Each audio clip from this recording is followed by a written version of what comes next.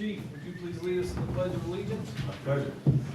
I pledge allegiance to the flag of the United States of America and to the republic for which it stands, one nation, under God, indivisible, with liberty and justice for all. Victor, would you please say the prayer? Yes. Father God, we come before you tonight humbly asking for your guidance. Lord, we ask for your protection over the city, over the streets of Monte Vista. We ask that you will help us to make the right decisions. We acknowledge you first, that you may direct us in our paths tonight. In the mighty name of Jesus we pray. Amen. Amen. Nina, roll call please. Counselor Johnson? Here. Counselor Lorenz? Here. Counselor Sagola? Here.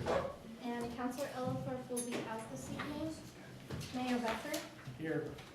Quorum is declared. Okay. You guys take time to look at the agenda. Yes. Regular, through everything. Would move to approve the minutes of regular meeting. Second. And moved and seconded to approve the consent agenda from August 2nd. Is there any more discussion? Nita? Counselor Lorenz? Aye.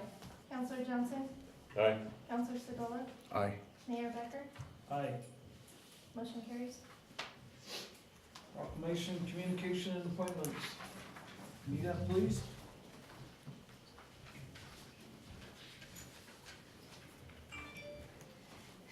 Good evening, Council.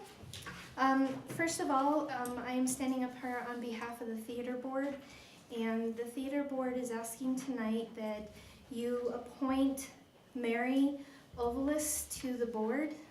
We do have one open spot. Her letter is in your packet, and the theater is asking for that appointment this evening.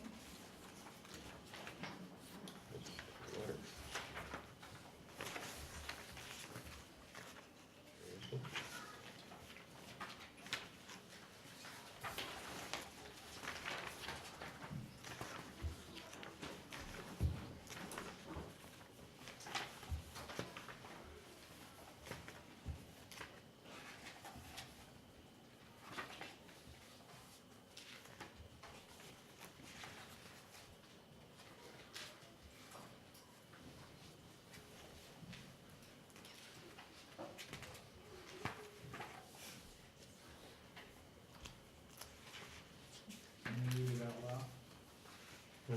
Looks good to you. I'll vote for it. I'll take your word for it. She did present the letter to the theater board at the last theater meeting, and all theater board members would like for her to be part of the board.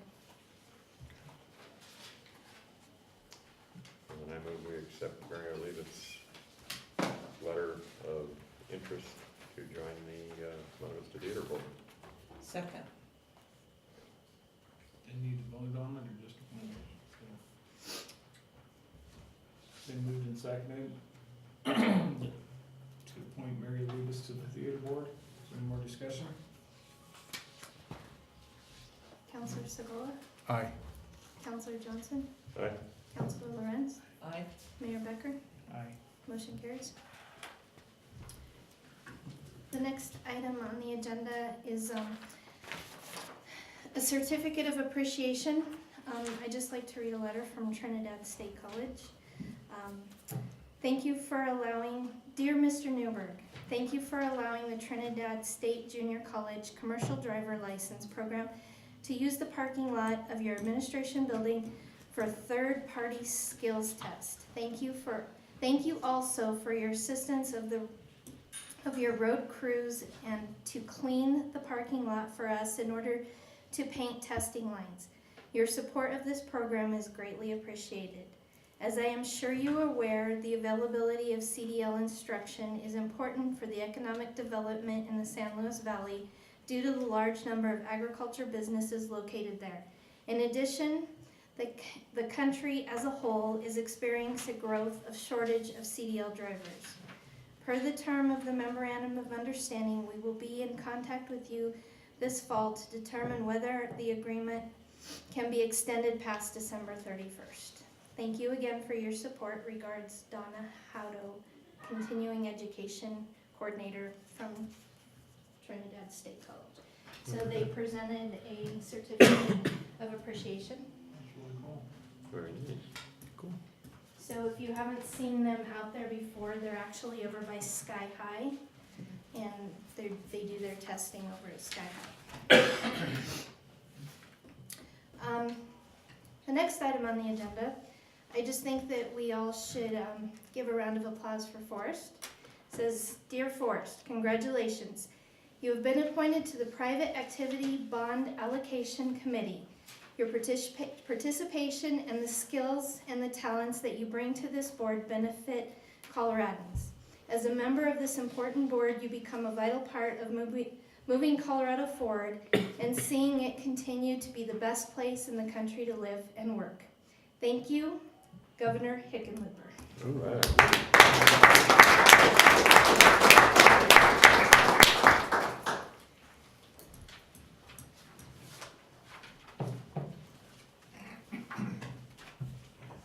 Okay, citizen comments and special presentations. Scheduled appearances in order to be included on this portion of the agenda, please, or do you need to finish? Sorry. Portion of the agenda, please file the appropriate form for the city clerk no later than noon on Monday prior to the meeting. And we have two. Thank you to the sponsors of the new Marquia Sky Complex. Is that Nita and Amy? Come on up. Thank you. Well, once again, we just want to take the opportunity to thank our sponsors for the marquee that we pulled at the Sky High. I think the first time that we try to get them all together right there, we've missed a few, and we try to get them all together again just to, and it came a little certificate of appreciation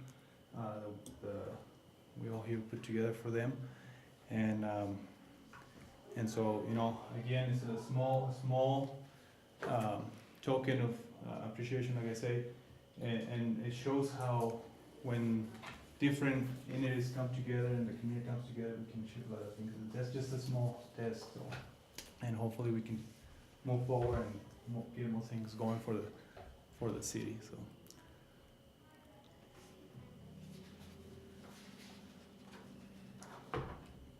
And I don't know if we got everybody here, but as I name the name of the business or your name, if you could please come forward, and I don't know if you want to hand them over. You will. Okay. One of the sponsors was Matthias Concrete.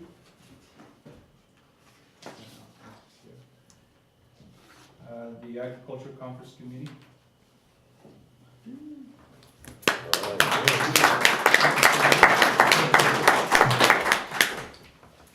The Crane Fest Committee.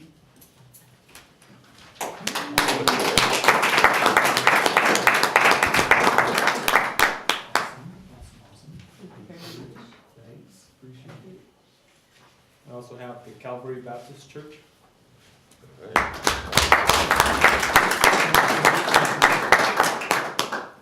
The Stampede Committee.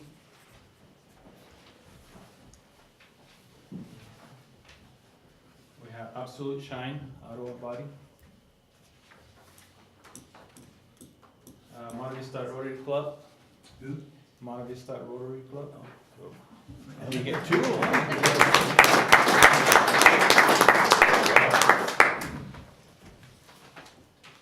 Monte Vista Chamber of Commerce.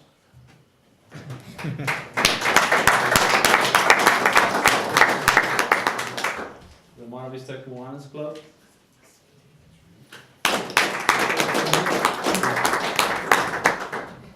And I want to thank, this one, I want to thank the City of Monte Vista Public Works because they helped us, put it up and set it up and all that for us, so I just want to give them appreciation. But as you can see, a small group, of individuals or groups that come together and can achieve a lot of things, so I want to thank you guys for your help. Awesome. All right, way to go.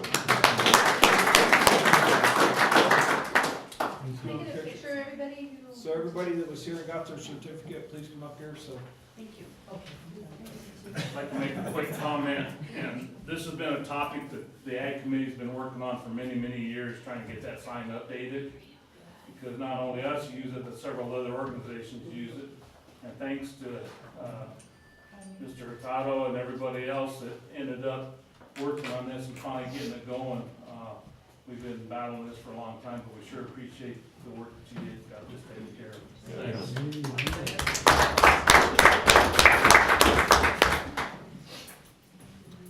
One of those lights off over there? Yes. Jaime, can you flip the lights on? That way. Yeah, yeah. Which one? Oh, I was hoping they could see me.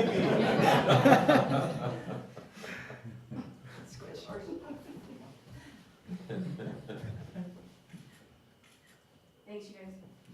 Thank you, guys. Thank you, You everybody. want me to leave them on? Yeah. You leave lights on.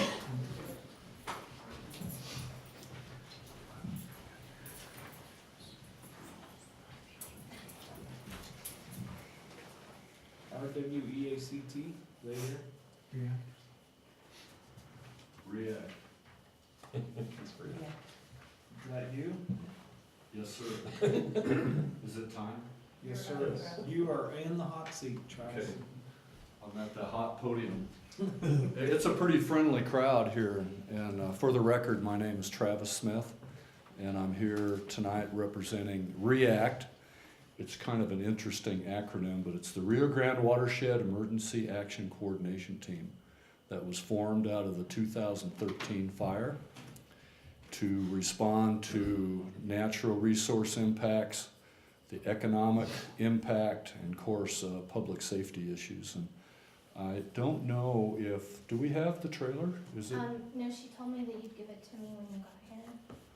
Oh, that I would give it to you. Okay, so as a volunteer chairperson, I just follow directions.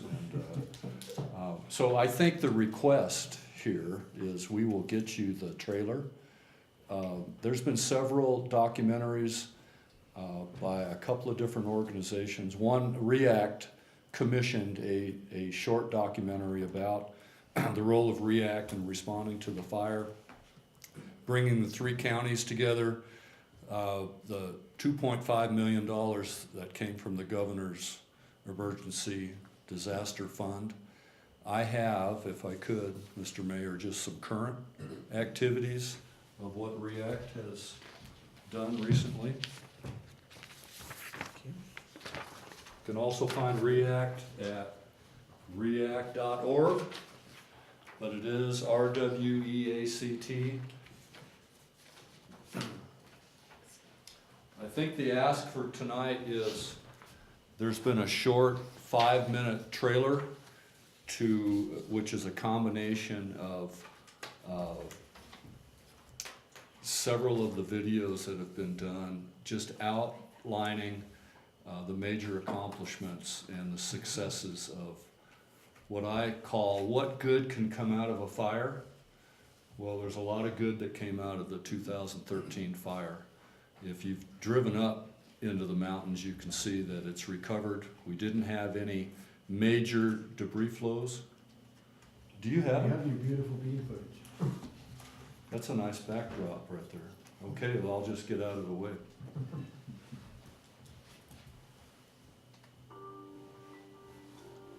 We live Upper Rio Grande. We were raising our kids, paying taxes. The reason this forest was established was for watershed protection. At first, it just seemed like this is another fire. We've had fires before. The conditions leading up to the West Fork fire were kind of a perfect storm. It was a wake-up call for us that we are subject to large fires now. One of the main questions at that point in time was to me and the Forest Service, why did the fire get so big? I think that we learned as a community what constraints the Forest Service has, firefighter safety being number one. During the longevity of the fire, I think that all of us, all of our community members and partners, we learned a lot about what was realistic and what we could address. REACT, the Rio Grande Watershed Emergency Action Coordination Team, which was formed during the West Fork Complex fire in 2013. somebody said a really wise thing at the South Fork meeting, the second meeting we had. If one of us at this table can't do what we identify needs done, then it's likely that somebody else sitting here can.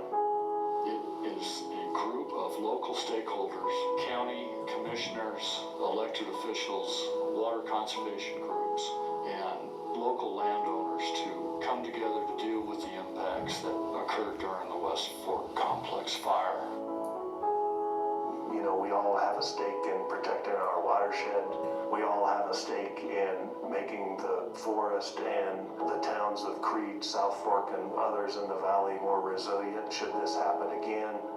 There's things that we realize and we learned along the way that will help us the next time if something like this happens.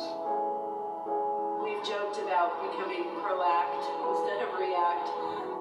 We've expanded our geographical focus. We're not just the 3 counties that were impacted by the original fire. We have formed a nonprofit organization. Now REACT brings this forum and this group to develop partnerships to educate ourselves about what the Forest Service can do, what we can do as community members, and most importantly, bringing the political will and financial resources to do a number of activities. REACT has been able to assist us with revising our forest plan through support, both financial, but more so bringing their credibility to the table so we can talk to a wider audience in understanding what we do and why we do it. There's conversations going on now about how do we make sure that access is still available for the public, for the recreation opportunities, as well as the economic opportunities. Other groups have identified all the weak points and the places that are creating sediment, the places that would require work to go and clear up to the top of the watershed through the forest. And what that will give us end-to-end coverage on where we know the weak points, the places that need work.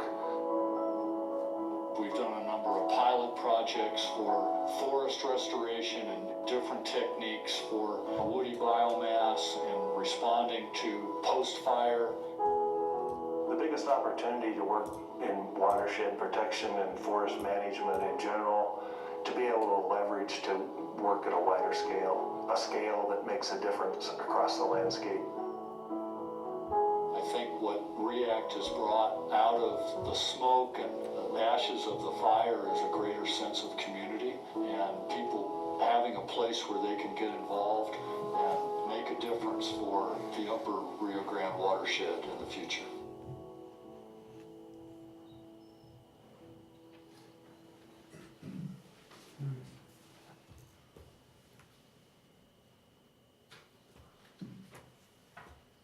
So there it is, Mr. Mayor. I think the ask would be if it would be considered to include this as a trailer at the Monte Vista Theater. And I think that was the intent. One of the roles of REACT was to continue the education and outreach about it's our watershed. The Forest Service is the steward of the watershed, but we're the ones who live and raise our kids here, and we want to continue just the general awareness of what has taken place, and then also get the message out that I think we are better prepared for the next event. REACT has been involved with the 416 fire and with the Spring Creek fire, the spring fire. When chaos shows up in your town, it's good to have the emergency managers on the same page, your public affairs information officers on the same page, with now the mass media that we have, or the all the Facebook and all electronic media. It's important to have a good factual message. For example, when South Fork gets evacuated and the 9 o'clock news says Southern Colorado's on fire, we know that has an economic impact on not only us, but through the whole I-160 corridor. So I'm glad she found the video. I will shorten my presentation unless there's some questions, but I think that's the ask if you would consider using that periodically, or we would like to see it as education and outreach for just general awareness and continue the work that's already ongoing. If there's any questions or comments. Yes, sir. One, I read something recently, it was, I'm pretty sure it was Representative Tipton or maybe Senator Gardner was working, or pretty sure it was Tipton, about the fact that we have spent consecutively more and more and more on fighting the fires. And certainly you're headed towards prevention. I was wondering if you've been working with them, or is there a connection there at all? Because So, yes. he was talking about. Yes, and Yes. yes. So fire borrowing is the main topic right now. And fire borrowing is what we've experienced. When a fire shows up in your neighborhood, you want the cavalry to show up, and it's expensive. So we know our fires are bigger, more expensive, last longer. The West Fork Complex fire was $33 million. And so what happens is small forests like the Rio Grande or the San Isabel or the White or the Arapahoe, their funds get gathered up to fight the local fire. So then you don't have any money at the local level to do the pre-fire management. NEPA, the permitting, having the expertise to go and do all the pre-fire mitigation that I think is the topic now. So that's part of Representative Tipton's bill, and it's really a big policy shift for the Forest Service. Now it's hard to convince the representatives east of the 100th meridian that we have a crisis on our hands because of the beetle kill, the drought, and so I hope that answers your question. And REACT has been a part of that. We have had many meetings with our congressional Senator Bennett and Senator Gardner and Representative Tipton right after the fire, and of course ongoing about the policy issues that are needed, the policy changes. Very good, thank you, Travis. Okay. Well, thank you. Appreciate your time, appreciate what you do, man. Thank you.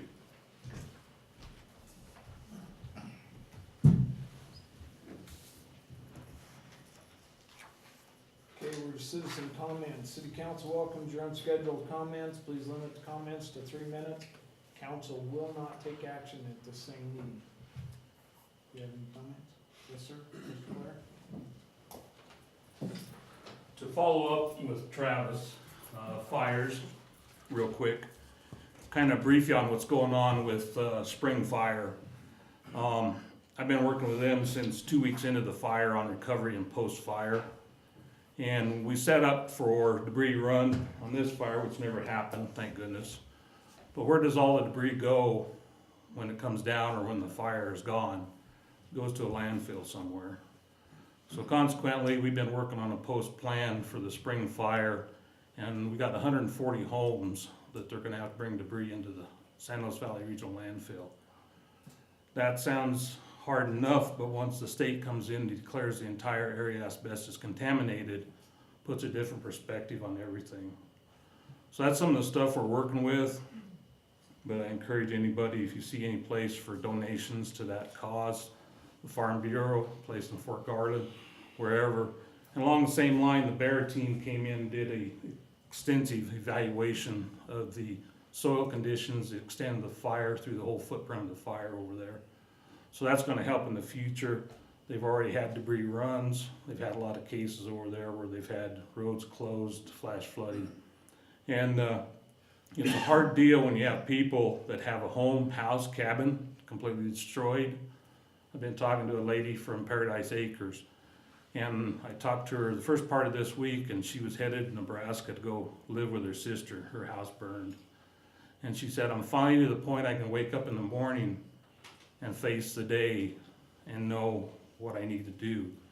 She says it was so devastating that we couldn't even face the morning getting up. So what we're doing is we're still trying to work with haulers, people to clean up over there. I'm working directly with Forbes Park, trying to set up a post-staging and pre-staging areas for the material that has to be rinsed off and cleaned, disposed of, stuff like that. So like I said, once the fire is out, and as Travis mentioned, there's a lot goes on for many years afterwards. So I just kind of wanted to update everybody on the spring fire and let you know that that incident is still going on. But it was amazing, the EOC operation at the school in Fort Garland, the emergency managers, as he talked about, how they came together, how they worked together.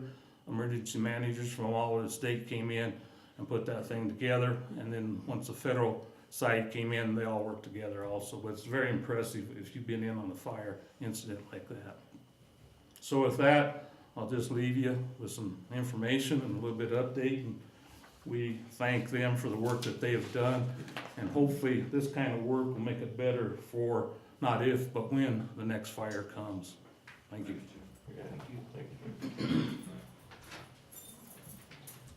Anybody else?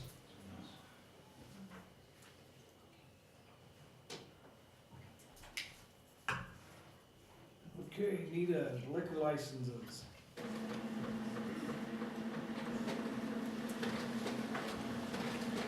Hello again. So I bring to you tonight a renewal and then a change in the existing liquor license at one of our locations. So the first one I'd like to present to you tonight is for Baldo's. Baldo's has complied with all the paperwork that they need to turn in for renewal. I have spoken with the police chief and there have not been any issues with Baldo's this last year. So I'd ask that council go ahead and recommend renewal for Baldo's. Separately, we need to do these Separately. separately. I would move to renew the liquor license for Baldo's Restaurant located at. Second. It's been moved and seconded for renewal of all those restaurants liquor license. Any more discussion? Nita? Counselor Johnson? Aye. Counselor Lorenz? Aye. Counselor Segala? Aye. Mayor Becker? Aye. Motion carries. The second one in the packet is for Stars and Strikes. It's the bowling alley. They are asking for a change to alter and modify their existing liquor license. In your packet, you'll see a map. They are asking for outdoor liquor license. So they would like to build a patio area where people can sit outdoors and be able to serve alcohol out there. They have met all the paperwork that the state requires for a change. I did speak with the police chief and everything this last year has been in compliance. They haven't had any problems. We had agreed that we will keep an eye on it for the first year, see how things go if council chooses to approve this tonight, to make sure that they can actually contain it within that area. I will be doing an inspection upon approval. If you choose to approve this evening, I will be doing an inspection before I send the application to the state to make sure that all the rest of, or that all of their drawings and everything meet the regulations. Forest has signed off on their zoning, so it's at your discretion to approve or deny this application this evening. I would recommend that you approve this as well. Have we ever had anybody else with outside liquor license? No. I can comment on that. So, no, Councilor Johnson, we have not. And interestingly enough, if you will, our code doesn't allow or disallow for outside restaurant spaces. There's certainly a precedence for that. outside eating, even though our code doesn't address it. So, you know, there's a bit of a quandary there, but the state liquor law does allow it. So it's one of those, our code doesn't really address it. So, you know, Nina and I had this discussion, I think within the regulations from the liquor code and this change of license, if you approve it, would allow for adequate monitoring of it. You know, the outside eating thing, Sugar Shack. That's been, you know, it's not open right now, but that was for years there, and that was outside eating. Once again, that's not covered in our code, so.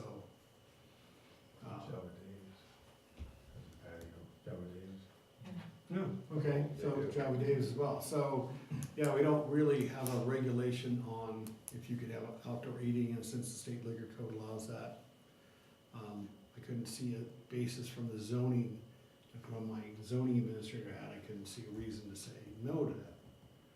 So, it's an experiment, I think. Is that the restaurant and the bar, is that like all one license? 'Cause Yes. it is, Yes. okay. And I will back up with Forrest too. I don't see a reason not to allow this to happen. I think it just needs to be monitored very closely for the first year, to make sure that they actually have containment within that patio area. Being that it's our first one. Is this just gonna be seasonal, or will No, they let people this- take drinks outside all winter long? yes, or- this is a change in their liquor license permanently all year round. If they were doing a seasonal one, it wouldn't be in front of you. It would just go straight to the state, with mine and Forrest's approval on there. And you did say that we would monitor it for the first year. That's great, I think. I'm just kind of curious how it would work if we had problems, like.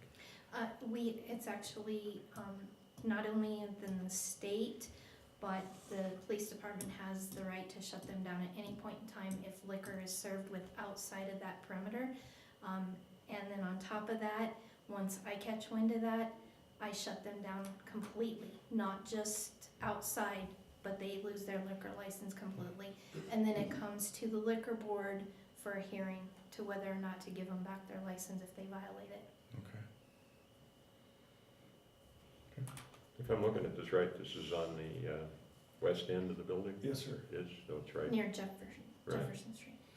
And because of the zone they're in, even though it'll take up some of their parking, they're not required by code to have off-street parking, and they have plenty down Yeah. the Okay. On the north side of the side. building anyway, but they're not required to have it, so. I think we got the bases covered.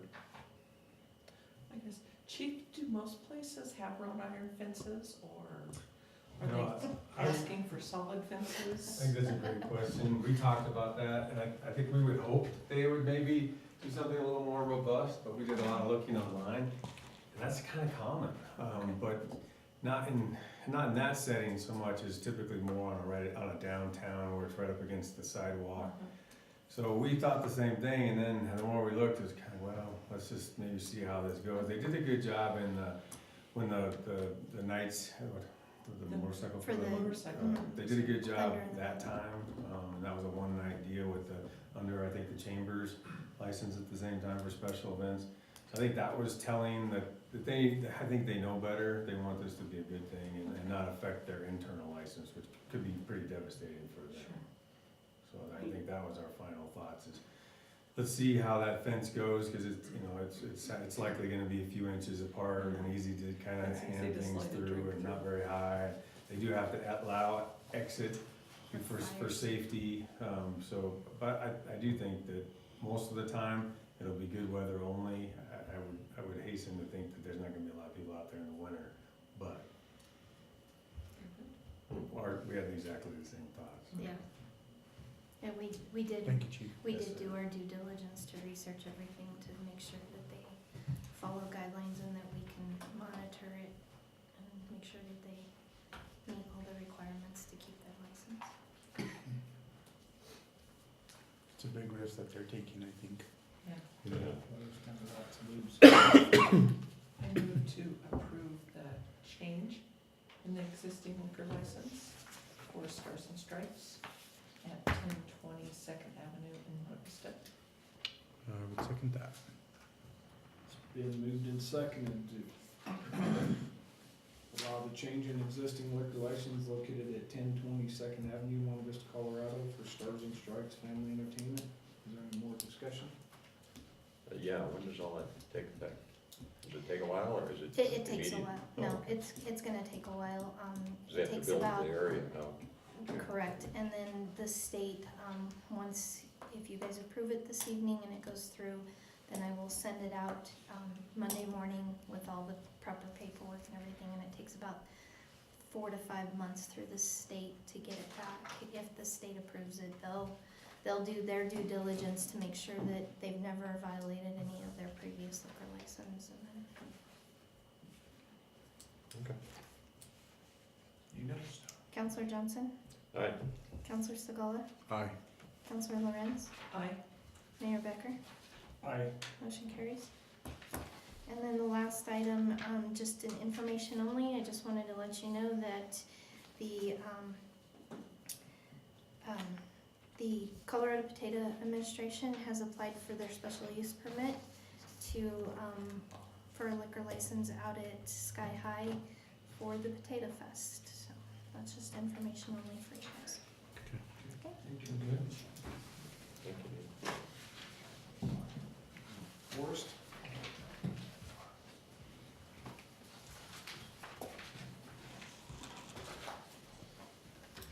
So good evening. In front of you this evening is Resolution 10-218, resolution adopting the City of Monte Vista's water efficiency plan.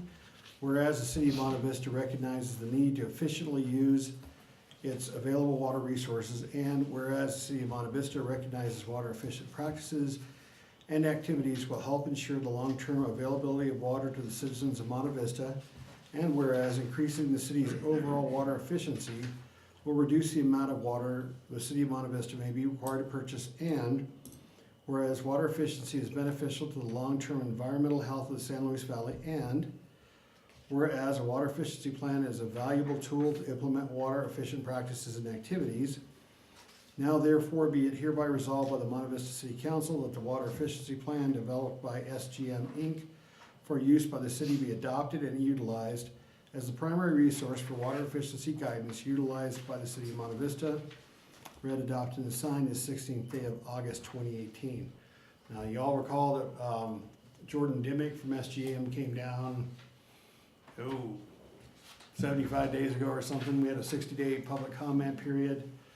We received a few comments, which in the final report will be included in what goes to the state. Nothing hugely significant or that made significant changes to the plan. Some of the comments were kind of interesting in that, there were a few water users that aren't on meters that said that they might be interested in getting on meters. Other than that, there were just a few things about like what kind of incentives or information, how do people want to get information about water efficiency, and those kind of things, and which actually were in comport with our plan of using our social media. A lot of people wanted it by social media, and then, like in water reports and direct mail. So we're definitely planning on using all those techniques. I kind of took the liberty of not having Jordan come down tonight because, well, it saves a little bit of money. And since there weren't any significant changes, I'd recommend that council adopt this resolution this evening.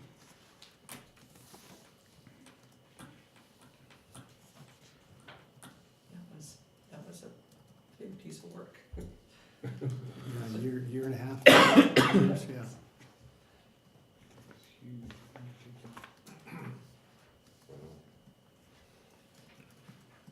Well, I move we adopt Resolution 10-2018, a resolution adopting the City of Monte Vista's water efficiency plan. And I would second that. Moved and seconded to adopt resolution 10-2018 water efficiency plan. Is there any more discussion?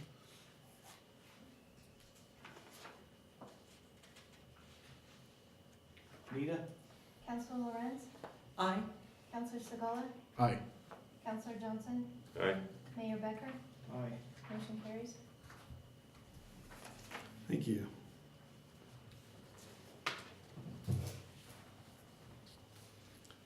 So this evening, the council has in front of you, thank you, Nita, ordinance number 887, an ordinance prohibiting outdoor open burning. And thank you, Councilor Lorenz, for your call this afternoon, because it's a good question. And the question is, what are we banning? Can you still have a charcoal barbecue grill? Can you still have a fire pit in your backyard? You bet you can. So it has nothing to do with that. The fun thing, if you like planning stuff, is in the devil's in the details of the definitions. What we're essentially adding to section 51240 of the municipal code is part B. And part B says it is unlawful for any person, tenant, corporation, or entity owning, occupying, or managing any lot, tract, or parcel of land within the city to burn or allow burning of rubbish, garbage, or junk. Like, yeah, those are really fun definitions. And it gets more fun because, and I'm gonna read you from the existing code because I find this interesting, and hopefully the public, I don't know if they'll find it interesting, but so garbage means any and all rejected or waste food, meat, vegetable, fruit, offal, swill, and carrion, or other like materials from any source. Obviously, this was written a while ago. I won't go into exactly what junk means, but used or secondhand materials, rags, clothing, furniture, refrigerators or freezers, used motor vehicles or parts thereof, etc. Kind of makes sense you wouldn't burn those in your backyard.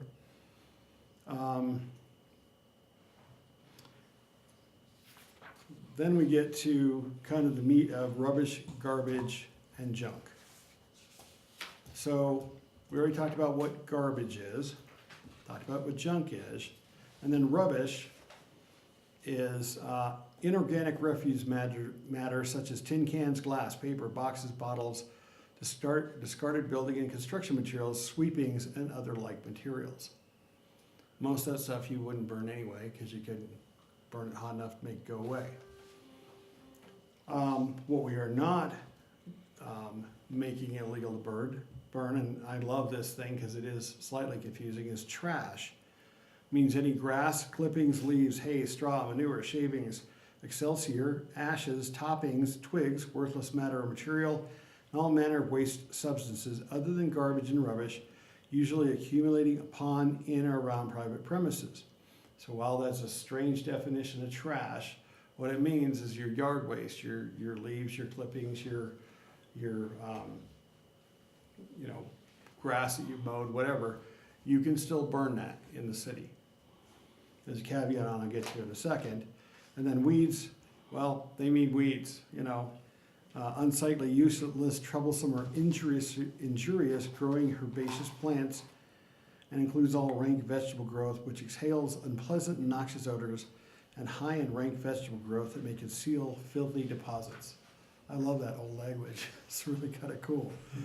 But, so if you pick some weeds in your yard, you want to put them in a pile and burn them, outside of the point where the police chief might have put a burn ban on, you certainly can do that.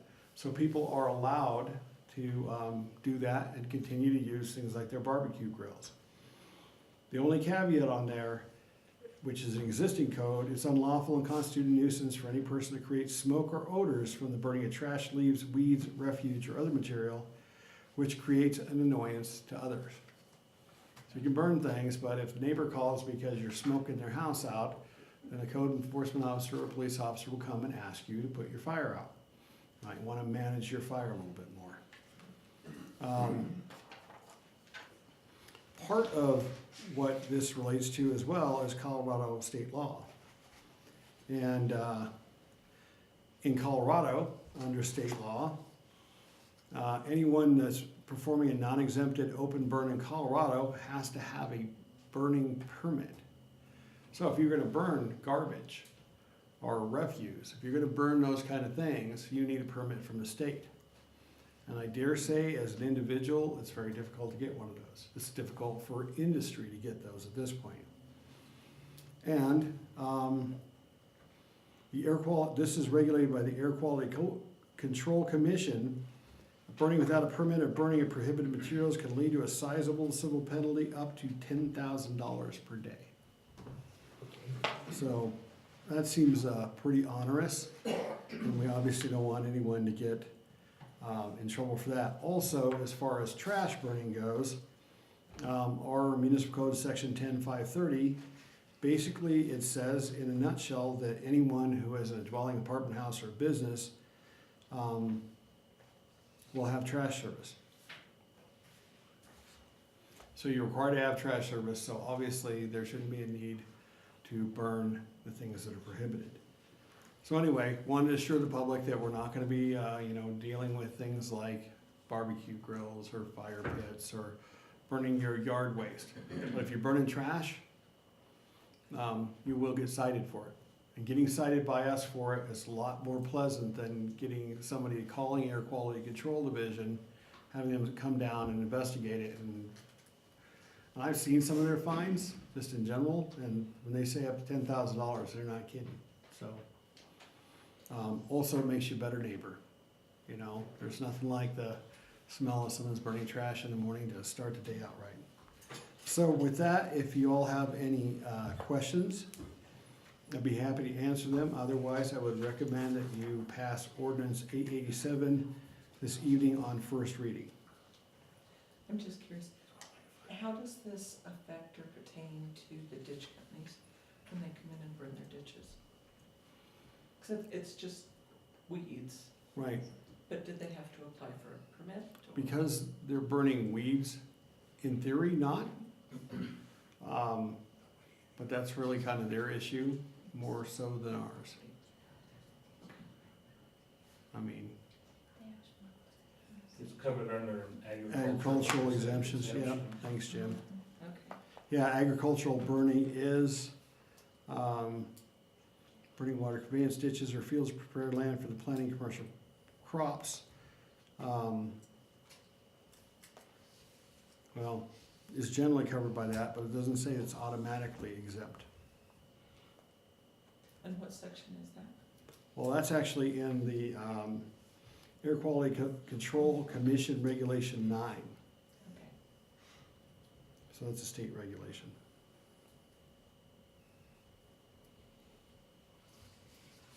Sounds kind of complex, like there's, I'd be interested in knowing the PD and the code enforcement officer's view of some of this. Is this kind of the way it is now, or is this adding quite a burden to try and figure out what's burning? No, I don't think it really adds burden, and these guys can chime in. I mean, a trash fire is pretty obvious, just by its very scent that it gives off. And we did earlier in the summer have to deal with a couple of trash fires, people burning trash in the city back when it was really dry. So this is partly an effort to contain that, and I don't think it adds any undue burden on code enforcement of the police department. No, not at all. If I can speak on the matter, the biggest issue that I've had to deal with since I've been here is people calling and complaining about people burning trash, and what they mean by that is like plastic, household plastic, styrofoam, things like that. Neighbors call in and say, hey, the smoke is really annoying, it's just horrible, it smells bad.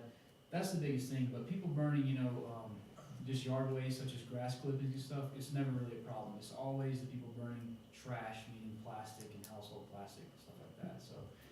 It's not gonna hinder anything, I think it's a great idea, personally, so I don't see it changing much. It's just gonna- And as it does say in our current code, if it is malodorous, creates smoke or odors from these things, and creates an annoyance to other, that's currently a nuisance violation. So if somebody calls, whether they're burning trash, if they happen to be burning, leaves or whatever, if that smoke's so bad that it's bothering a neighbor, they can call right now under the existing code, and whoever's burning will be stopped. Okay, even if it's allowed, if it's Right, an annoyance. because that part where it becomes an annoyance to others makes it a nuisance. Okay. Thank you. Quick comment. As Forrest referred to the air quality regulations, basically here in the valley, we're still in the Wild Wild West. And people on the front range are accustomed to these rules and regulations. And as Forrest mentioned, the exemption is mostly under agricultural conditions. And that's why you see a lot of these fields and ditches and stuff being burned. One thing that might be contentious might be open burn barrels, and that might be a concern, but anything that gives off toxic fume, hydrocarbons, anything like that is definitely a no-no according to regulations. So, like I said, it's just a change of habit and where we live and what we do, so. Sounds like it's almost incumbent upon us to come in line with those rules. And there have also been, talk about, this is something that was discussed at the Clerks Institute, is the Front Range is actually starting to branch out to all over Colorado. So this is something that could become a very serious issue if they come down and start fining people for this air quality control. Your public health nurse has the authority to come in and do inspections, and that's one of your primary inspection services, so. Okay, one quick question on this fire, ordinance and stuff. Has the, Monte Vista Fire Chief, Pat Sullivan, been contacted or, about that? Because sometime if you're burning something and an amber goes over to your neighbors and starts a fire, then you started an arson fire over there because it's not on your property. And what can be burned and what can't be burned, and I was just wondering if they covered all departments. Well, I can certainly reach out to the fire chief. I can't imagine he's gonna object to this. But I'll be happy to do so this first reading tonight, and I will talk to Pat prior to the next meeting. Can I ask another question? I know this ordinance talks about what you can burn and what you can't burn.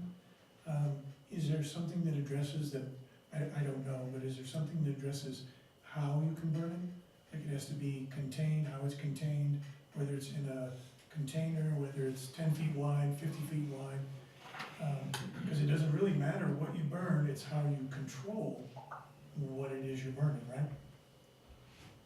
Right, well, I'd agree with that. We really haven't gone to that level of regulation. Let's say this is a baby step. Yeah, I mean, I've been in other communities where it's like, if you're gonna burn yard waste, you actually have to have a barrel, which is good. And if the council is interested in that, we can certainly, between readings, see if we can find a good definition on that and insert it as well. That would probably be good, because that will be a question that comes up, I'm sure, of course. Okay. It technically is a crime if your fire gets out of control and burns somebody else's property. I think people need to remember that as well. It can be dangerous. It's arson, reckless legal.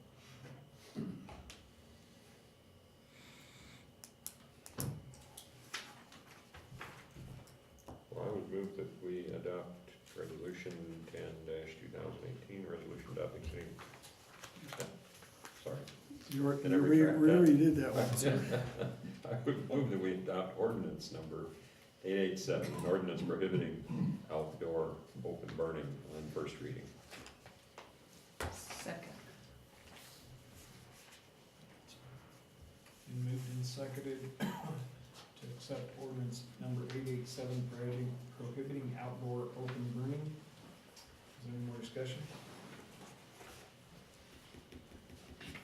Anita? Counselor Segola? Aye.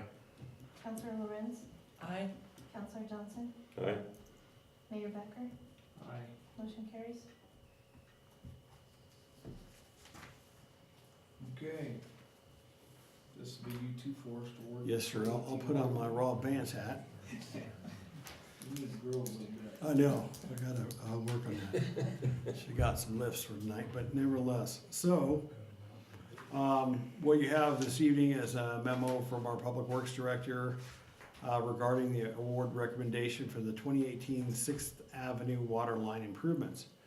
If if anyone remembers this water line along Sixth Avenue, it was the one that turned into like a jetting fountain, I think a year and a half, 2 years ago.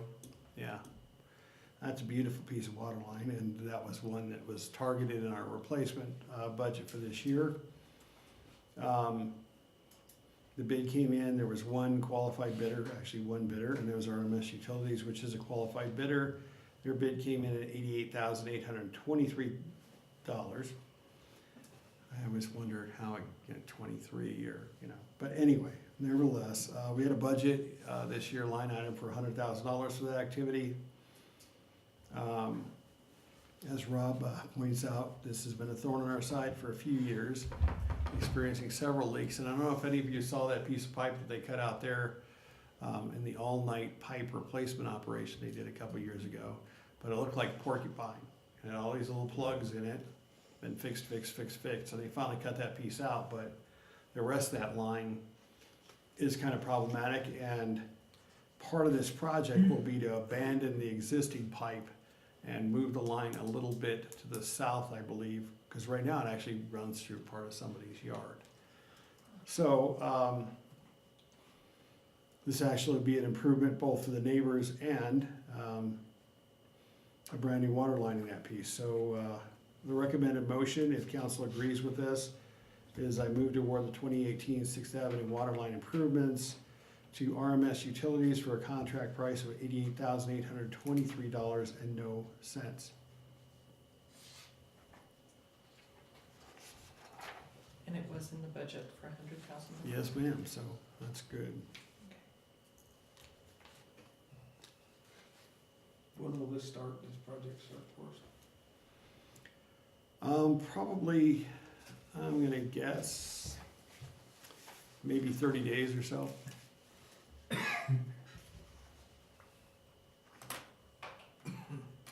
How long does it take to? do a I'm section gonna six? think that length is probably 30 to 45 days. It helps that we're abandoning that piece of the line. It's much quicker.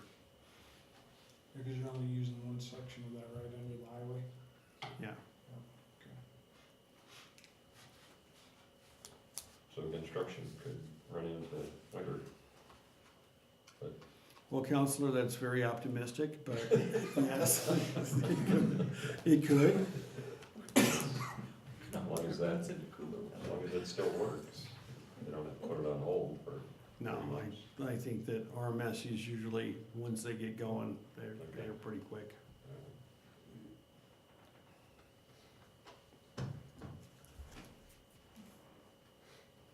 Somebody like to make a motion? I move to award the 2018 6th Avenue water line improvements be awarded to RMS Utilities for a contract price of $88,823.no. Second. And moved and seconded. That we award the 2018 6th Avenue water line improvements be awarded to RMS Utilities for contract price of $88,823 and no cents. Is there any more discussion? Nita? Counselor Segola? Aye. Counselor Johnson? Aye. Counselor Lorenz? Aye. Mayor Becker? Aye. Motion carries. Well, while you're up there, And here I am. Thank you, Give sir. your report, sir. Alright. So, my headline in my memo to you said, NNO rocked. And honestly, you know, we had different estimates how many people were there, but 250 to 400 people, it was a huge turnout for the community. It's a great testament to Neighborhood Watch, first of all, and then all the partners we had. And it really was fun. I think when I signed up to grill, I wasn't quite expecting that many people, but it was a lot of fun, and people had a good time. And you saw the slides on the way in, were some really nice pictures. It was a great community event, so we hope to replicate that again next year. Staff liked combining it with our open house, even though that doesn't quite go with CML's plan for when an open house should be. I think, adapting things to your community is a good idea, and it was a lot of fun, so. I think it did, the tug of war was a really cool way to end things, so. I go law enforcement. They'll be gunning for you next year, though. Yes. So, that was, pretty cool. So the sidewalk south of Faith, I can't speak anymore, south of Faith Hinckley Veterans Memorial Park. Well, you saw that it's a really nice new signal project there, and they did the contractors did really nice work. Except for the one part of our scabby old sidewalk that's sitting there. And I think I related to the council that I did relay to the CDOT engineers that I was not pleased that 2.5 years ago when we talked about this project, that we said, look, we want to have that sidewalk as part of the project. And they're like, oh yeah, that'll be fine. And then they just plunked their way into town, and Rob tried to get to work with them, and there was this huge circular email and stuff about, well, we can't pay for that. We're like, not asking you to do that. Your contractor's here. But anyway, water under the bridge. So I was having some conversations with the San Luis Valley Development Resource Group and the COG, and the COG has a mini grant program. And they had $4,848 left in it for this year, and I jumped on that and wrote the application for the grant, which was pretty straightforward. We have been awarded that grant, and I actually signed the agreement today. It's a reimbursement grant. Rob did put out to bid. When I wrote the memo, we didn't have those opened yet, but it came in at $12,000, which was better than we hoped for. So the cost of the city would be about $7,500. So our goal is, the contractor's pretty much ready to go, so this definitely will be done. I hate to promise things, but it'll be done before Veterans Day. Hopefully they'll get on it, starting the next few weeks. So we're good to go there. That's pretty exciting. The DOLA planning grant for the Sky High is awarded. So we got that, which is great. That's $25,000 matching grant. We used $25,000 of the city's funds and $25,000 from our partners and $25,000 from DOLA. And what that should do is give us a number of design alternatives for Sky High Park. So we have the award letter, and Christy June is awesome as always in helping me with the grant application. And the contracting with the state will take 6 to 8 weeks. So we have the award, we know we're gonna get it, no issues there. But it goes up the state, that's out of Christie's hands, and then they work on contracts. So 6 to 8 weeks from now, we should be, get the contract. And once we do that, then we can work on an RFP for these services and kind of re-energize with all the users groups, get together and talk about it. I'm hoping that in our selection process for the architects,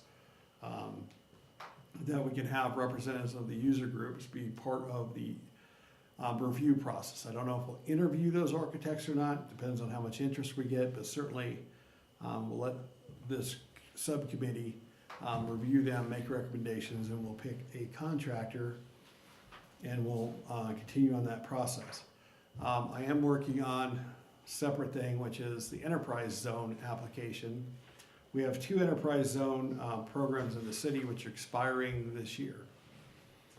And I've been working on the applications for a while. And Sarah Stover over at DRG/COG is great. She loves our projects. And she's been helping me refine the approach because they're not reviewed and approved by DRG. They go in front of a panel of enterprise zone administrators who generally don't know where the San Luis Valley is.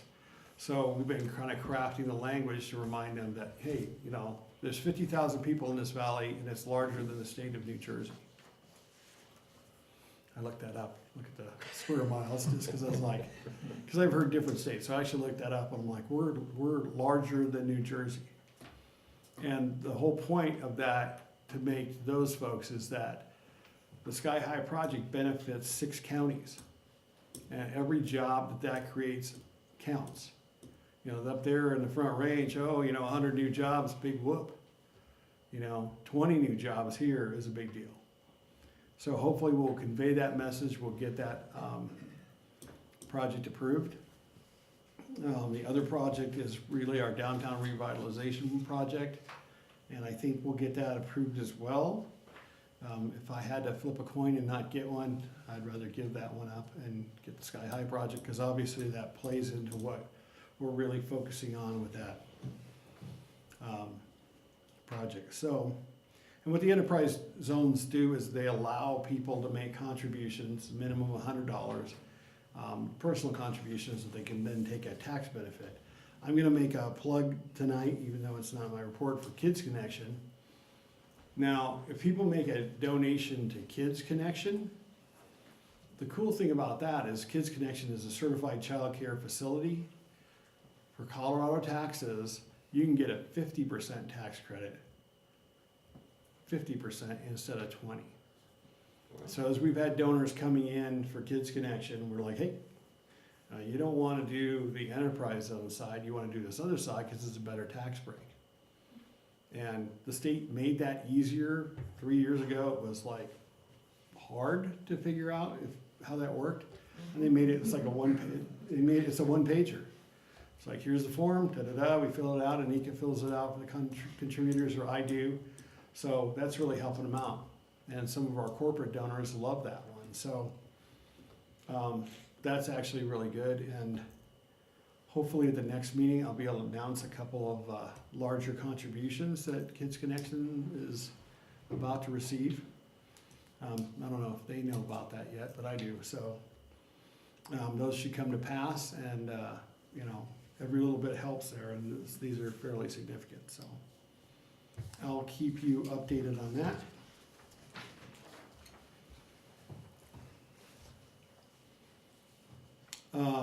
Oh, and then also, you know, I went to the Small Communities Housing Workshop in Montrose. And I learned a lot of things, and relearned a lot of things from my housing career, which is kind of cool. But Montrose has this new event center, which I thought was really cool.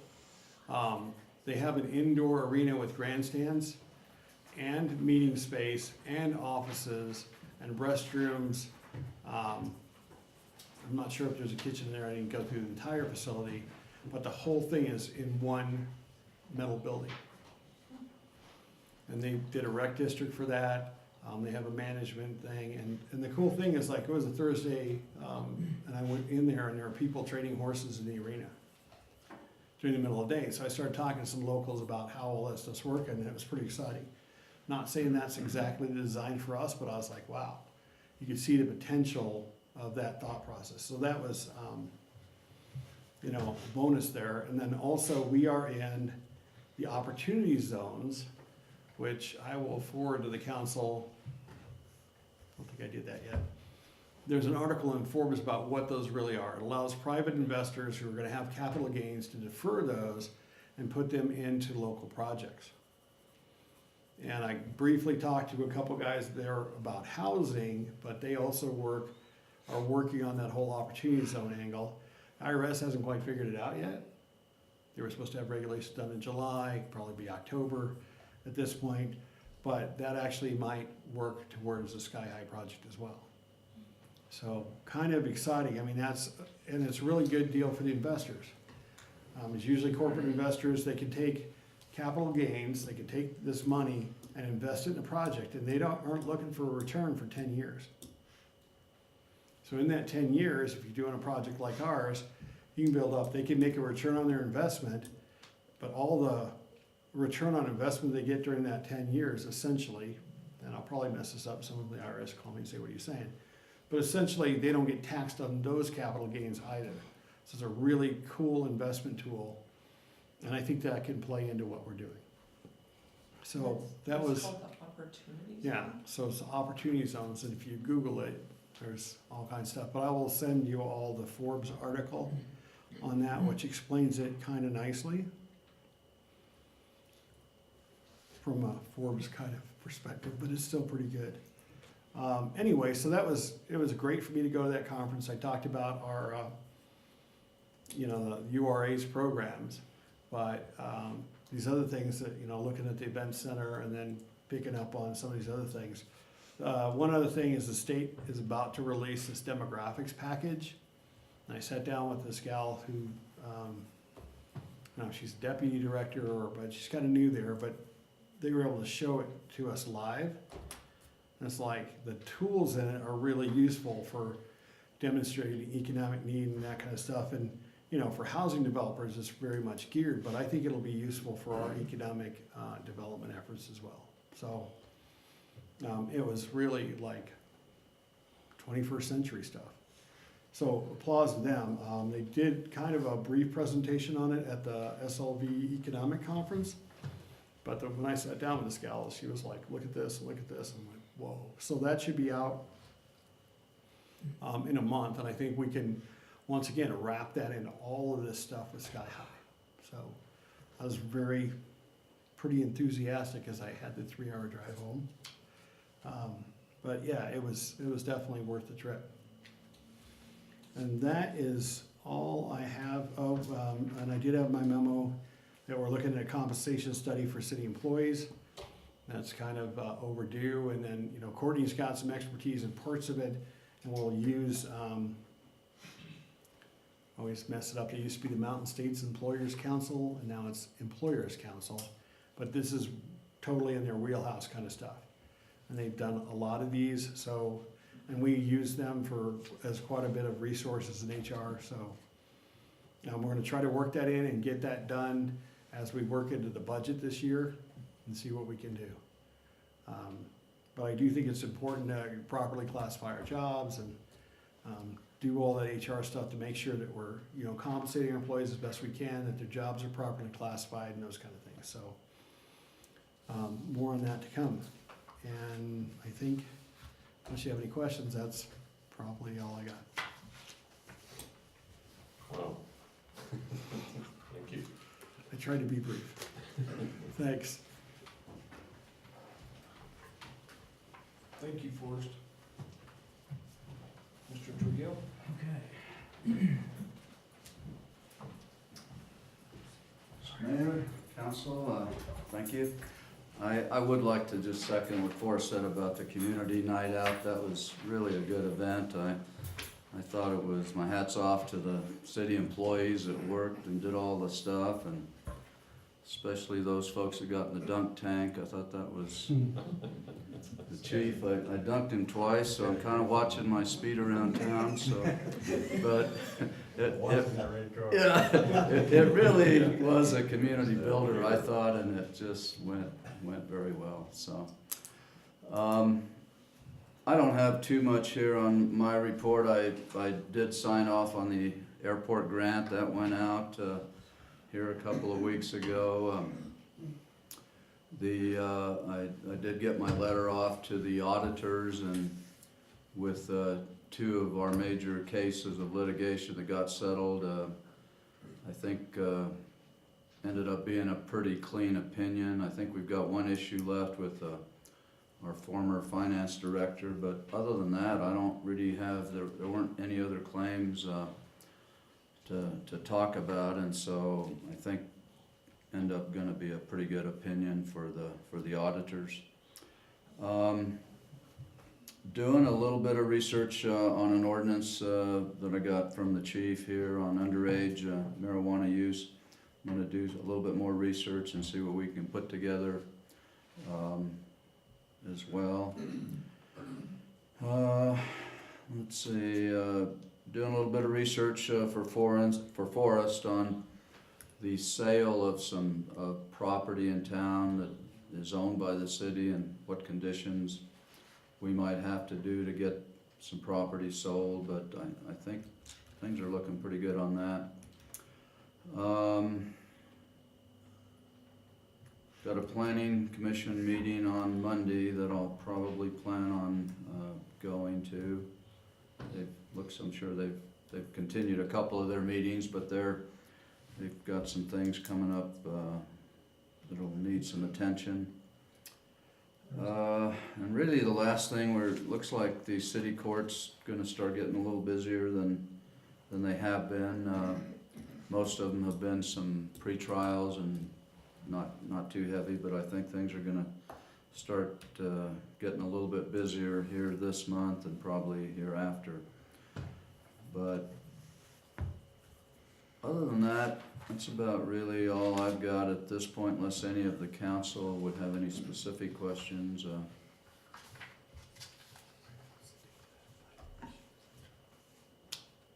All right. No? Thank you. You do a good job explaining yourself, Mike. Well, Thank you. thanks. for All right. what you do, man. See you later. Thank you, Mike. Chief Rosecrans? Mr. Mayor, Council, good evening. We've all kind of addressed National Night Out, so I kind of wanted to keep it brief, but my point to you was if you had any suggestions.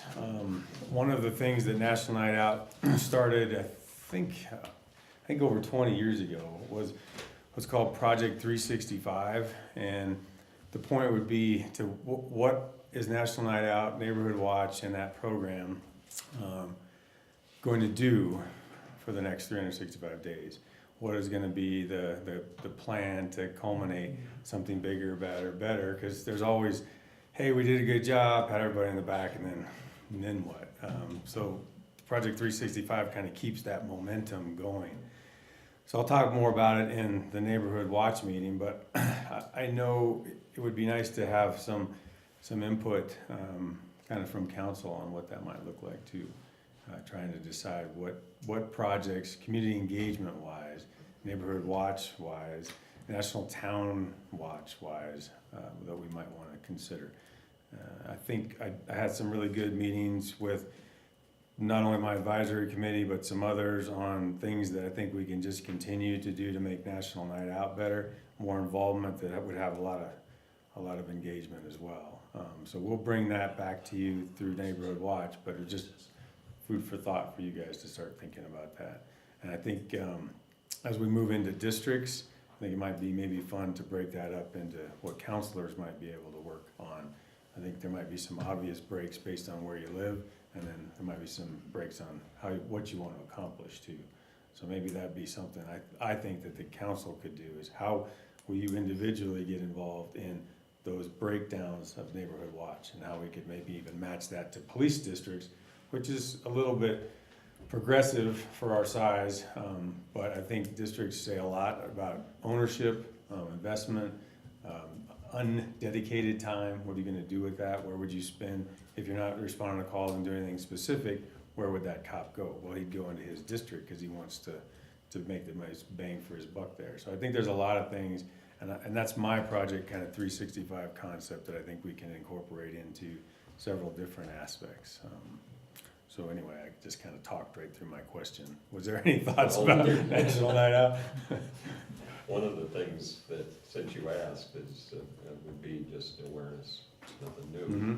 but Kathy and I had talked about that. Even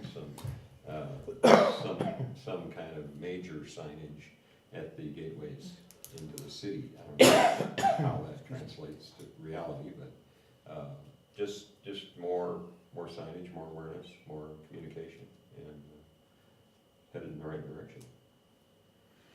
Well, and we really haven't got a chance to talk from the Neighborhood Watch standpoint on how the night was for them, what kind of interest they got, the number of signups they got. So I'm kind of a little bit in the dark there, but I do think that's the continuation from Neighborhood Watch's standpoint would be outreach, exposure, numbers, however you want to say it. And then I think we could add that to police and the council, and maybe even some city projects that could clean up a park or clean up some of the other things I want to talk about here at the end tonight when I get down to code enforcement. And warmer water in the dunk tank. Yeah, thank you for that. Would that. be the only thing. Thank you for participating. I was cold for hours after that. And Mike is probably the best shot that night. I was just glad he didn't throw the last ball. Mild eye did pretty good too. Mild eye. Yeah, pretty good. Jennifer, I did really well. Just go up there. It was good. So anything at all, let me know, or send me an email or whatever might be easiest. But National Night Out brings us back to Neighborhood Watch again. So third Monday, sorry, of every month, August 20th, next Monday, 6 p.m. at the information center at the chamber. So please.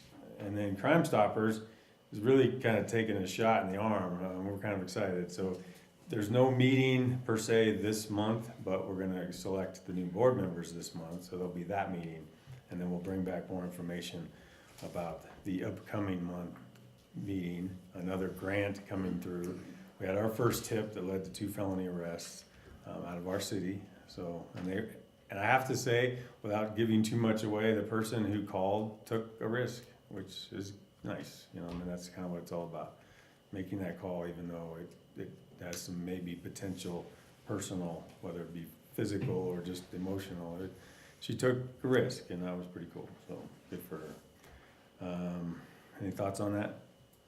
Where's that Crime Stoppers board meeting at? That meeting is going to be at the CSP headquarters The next one, in Alamosa. the 27th. Yes, 27th.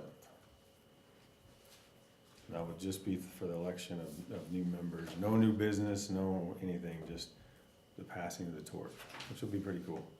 And we have one here. Another guinea pig. Kathy's filling her plate, no doubt about it. 4 p.m. on that one. Statistics for July, I think they're kind of redundant, which I think is a good thing considering July, the influx of people, Stampede, the number of people that were there the whole week early to Stampede. I think in general, the only thing we kind of saw a bump in was traffic accidents, pretty minor in general, but we did have more accidents that month than we're kind of used to.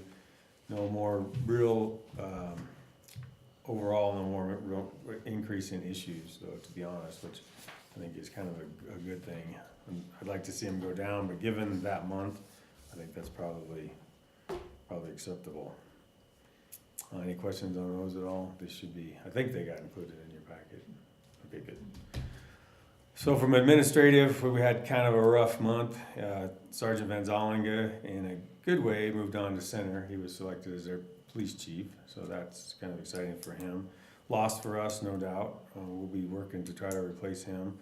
Officer Harford got a clean bill of health for his cancer. He should be back in 3 weeks, which is amazing. I don't know how that worked out, but I'm super happy it did. We went from a huge scare to he'll probably be back in 3 weeks from now. So right now he's helping Detective Martinez get caught up on some stuff, which we have plenty to get caught up on. So he is actually back at work already, just in a non-full duty capacity.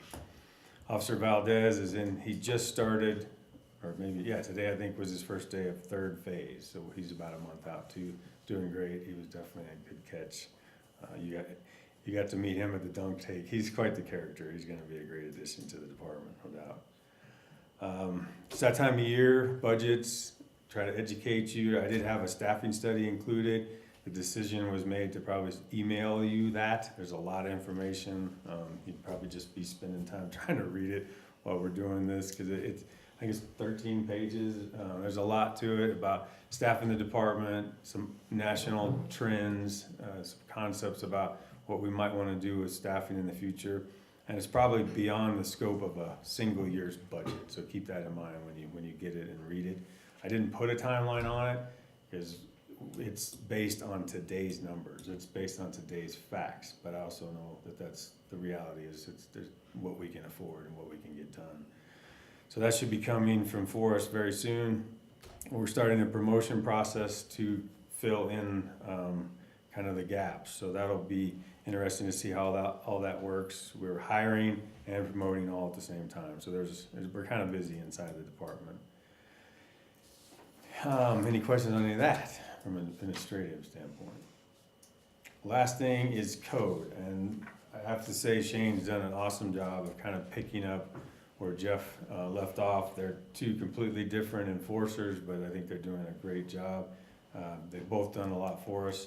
But Shane's brought up some issues definitely that I didn't really have on my radar as much as maybe Jeff would have brought up, and totally different. So I kind of wanted to talk to you about some education campaigns for our citizens. Our vaccination rates and registration rates are terrible. Our leash law compliance is not good at all. That trickles into dog fights, dogs in other people's yards, doing their business, neighbor problems that end up having feces thrown in the street just as a rebellious act. I mean, it kind of makes you chuckle, but kind of makes you just, it's just another aggravation that the city doesn't need.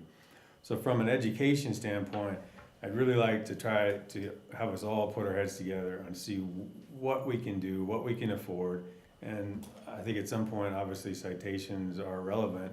I told several people about an experience I personally had with a guy and his $2 on 6th Avenue. I'm not going to repeat it here because the language was inappropriate then, and it's even more so now. But he didn't care. It's his town. He does whatever he wants. I have really a hard time with that. I didn't write the laws. I enforce them. So if you, I think as a council, believe they should remain there, first I'd like to start with education and then an enforcement campaign, whatever that looks like.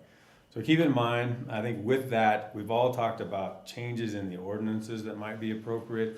The definition of shelter and the tether length are two that continuously come up. I know they've come up several times. I know Councilor Ellithorpe she would be chiming in, I'm sure, but that's kind of the point. So maybe we can work on getting that. Not that these two gentlemen over here don't have plenty to do. You heard the number of ordinances, but I think those are two that we continuously hear about, and our hands are tied. He just really can't do much about it the way the shelter is defined, and with a 3 foot tie out, I mean, that's just insane for no period of time. There's no defined period of time. I can't imagine leaving my dog on a 3 foot leash for weeks. I mean, this doesn't make any sense.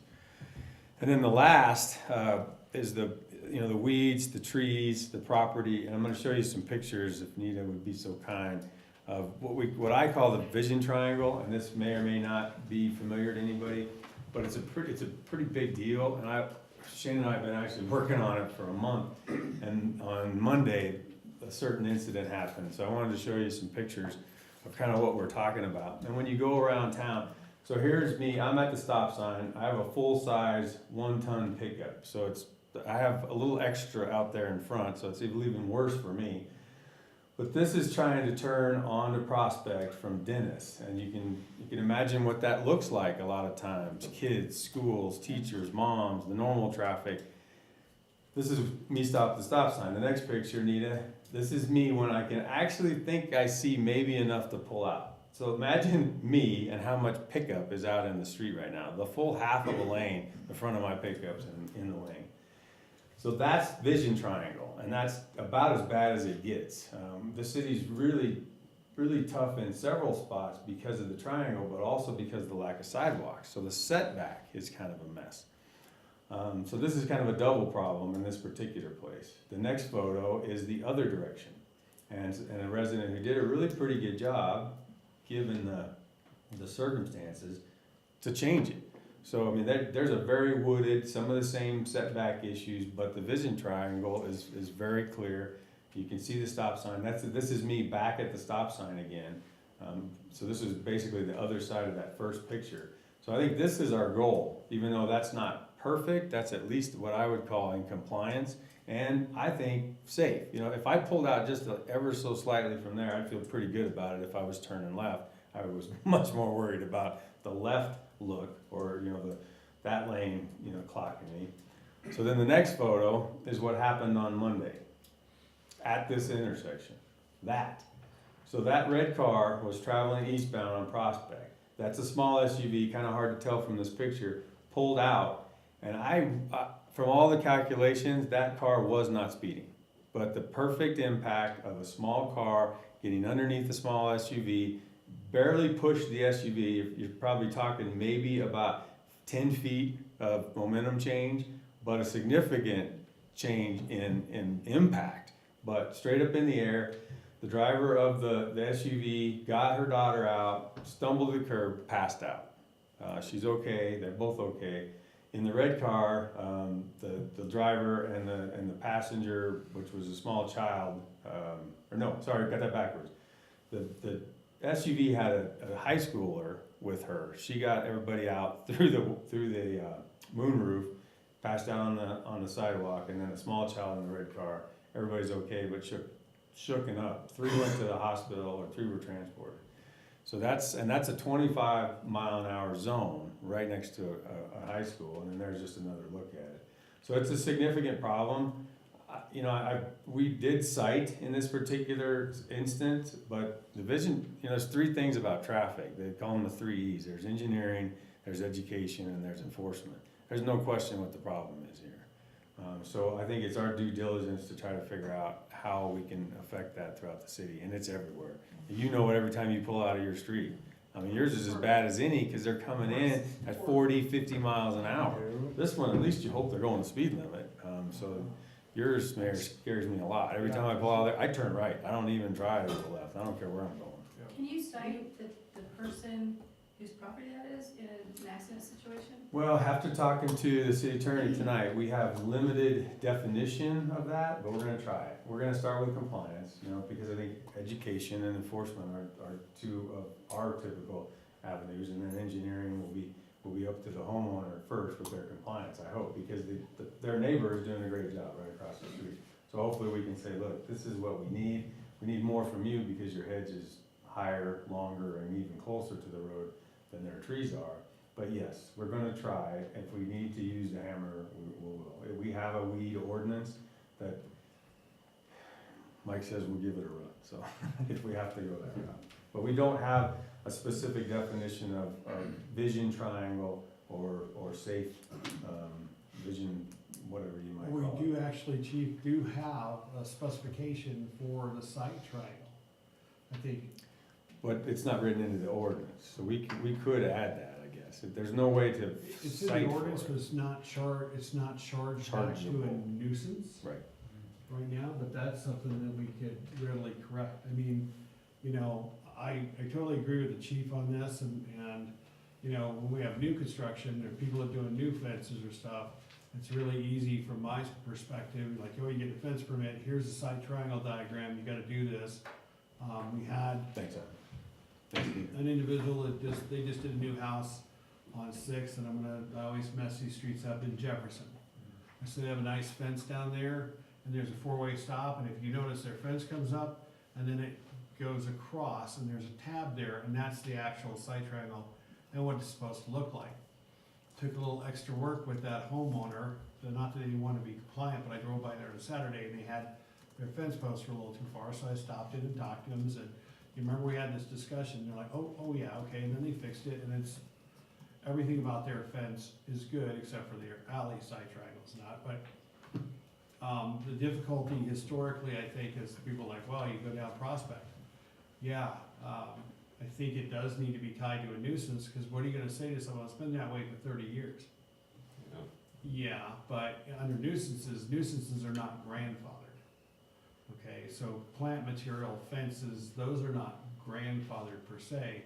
And I think we could draft an ordinance that, I think education is an important thing, because we've had complaints about Prospect, and you think about it, that accident just happened there. You got a school right there, you have newer drivers, right? And I don't think we see a lot of speed violations on there necessarily, but look with that, a 25-mile-an-hour crash, tipped an SUV on its side. So, with the council's blessing, I think that we should work on that with the city attorney and get that so we can codify it. And the point being is that we'll do education first, but if there's non-compliance, we need to have a little bit of teeth there. I agree. Absolutely. And I think we'll get a lot of compliance. We're working on several already that are just like, oh, I didn't even know, I didn't even think about it. But, you know how that kind of runs its course sometimes. Well, very good. You could even maybe turn that into like a community service kind of project too. If you've got an older homeowner that says, well, how am I supposed to cut down 30 years worth of hedge? You could probably find some new groups or a group of people to be willing to maybe help out. I was about to say the same thing. Yeah, I mean, We can put together a group yeah, that will give 3 hours on a Saturday or with something. chainsaws and Yeah. gives them an excuse to use a chainsaw. The triangle tree. Well, and don't wait for us, because we're gonna have a hard enough time with the most probably aggressive needs, but Right. Forrest said the A word. I mean, the alleys, I'm not even going down those yet. They're a mess. We'll get to those maybe some other decade, but. No, this decade, Chief. Yeah. But it's, I mean, it was just a thought. I look at like my father, he's a 7-year-old veteran and is disabled. If somebody said, we need you to cut down 30 years of hedge. Yeah, but you're also talking about an 18-year-old child that got hurt because of that hedge. Well, no, I'm just Things saying, are like, my pretty dad easy. wouldn't be able to do it himself, so if you could get together a group of people that, There's a lot of ways to get things done. right. The regulations through the RGPP, which is Rio Grande People Partners, working on a group youth to get them together and go through all the community to do projects like that. Yeah. That will not charge, will not do that, it's just helping the community back, you know, to get it back to where it used to be, so that might be something that we can do. I think this is the kind of project that needs to take on its own life. That this is really bigger than any one of us, and the whole point was just to make it a very obvious need, and then hopefully we can go from wherever the need may be, whether it's people who can't afford it, can't do it, don't understand it, and pretty soon, we have less, and we have a fairly low accident rate anyway. However, that's the last thing we need is at the high school or at any of the schools. And sometimes it's even simpler than cutting down a hedge. I was talking to Forrest about a spot there, I think it's 3rd and Dennis, and I end up going east there a lot, but there's a van parked right on the corner, and I'm literally in the middle of the street, and he was explaining that that's the same thing, that side triangle, there's prohibited parking right there on the corner, so there's a lot of, easy fixes. I think they're easy, but. I think the biggest thing is if we could just get the word out, kind of like hey, if you choose not to put your dog on the leash, expect, to be contacted. Yeah. Same with your vision triangle. If you live in an area where this might apply to you, can you check it for us, and we'll go from there. And I do think it'd be cool if we could get maybe RGPP and with the church and get kind of a group of volunteers that we could say, and then someone says, well, I'd love to do that, but I can't because of, well, hey, you know what? We got some volunteers that would do that for you. So here's their phone number, you get together with them. I mean, our issue with code compliance is generally not to issue citations.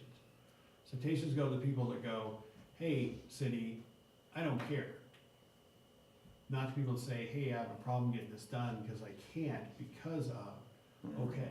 That's people we wanna try to work with. So I think we can generate this into public information campaign, get people working on this. We'll work on the piece of the ordinance, which is less friendly, but maybe we can put something together to help people.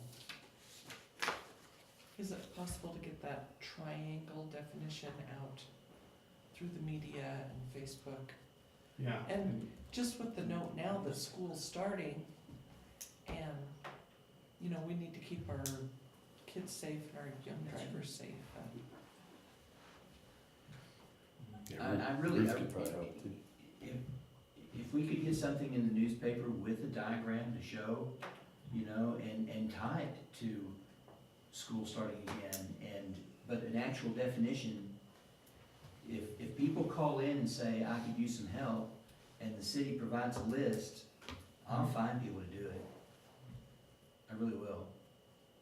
Okay. Well, I wanna clean up the end of Morris Street, cause I'm getting tired of keep sticking out there and sticking out there. It's scary. Cause when I was coming over here tonight, there was a car coming into town, and he was probably running, I'm gonna say he was 65, 70 when he come by me, and I mean, he was just easing out there. And Wow. It's almost that whole stretch.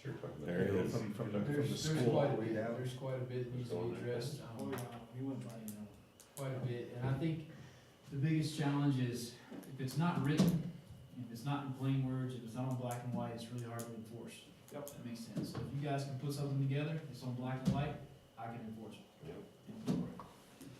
he makes a good point. If he could hand them the ordinance, it almost always softens the whole blow. You know? It's like, look, here, I'm just doing my job. This is what it says. And I actually have a PDF that has, it's not the clearest document I like to be dropped, but it has that on it, which we hand out with fence permits to people all the time. So we can provide that, that's pretty easy, and then maybe we can work that into. The weeds. Because it's under the weeds section, I would imagine that would make sense. Because it talks about mowing and taking care of your yard, all the way to the center of the alley, all the way to the curb. I mean, that's that whole, it's in that whole kind of same concept. Right, site triangle's actually in a different section, and that's the problem with it, it's not like in the nuisance, but we'll figure out that stuff. Put it somewhere, that'd be good. So the last thing we have, and we brought this up before, is the feral cats. And we kind of had some concepts on what to do. So probably by next council, you'll probably have something in front of you that we would like to propose. And we'll see where it goes from there. But it's a kind of a combination of what we've all talked about that might actually work, or at least get things started. So be ready for the cat discussion. The cat laws. I passed by one house and saw like 7 cats. It's a little spooky every once in a while. They look at you like, what are you doing here? Just pass it through. Any questions at all? We've got 3, so, yeah. Yeah. All right, thank you. Mr. Mayor, if I could hop up there for Public Works for a sec. Because, I have to ad lib. So in the vein of Public Works, you have Rob's report. If you got any questions, I can't answer them. But just one thing I wanted to add that I forgot to put in my lengthy monologue there. So one of the things that happened today is I like to call it the East Annex to City Hall, right? That storage building on the south side that earlier this year the wind blew in the garage door and it was open to the elements and nobody stole anything out of it. Why? Because there wasn't anything in there worth stealing. Well, there might have been something way in the back, but to wade through there to find it would have been difficult. So today, with the help of Public Works crews and management team members, we performed a little exorcism on the building. We sent 2 dump trucks full to the landfill. We also took a bunch of old electronics and took them over and recycled them. That cost a little bit of money to do that, but the garage bay on the end, it has a new door. We re-roofed the building. And so that garage bay actually has just some empty shelves in it.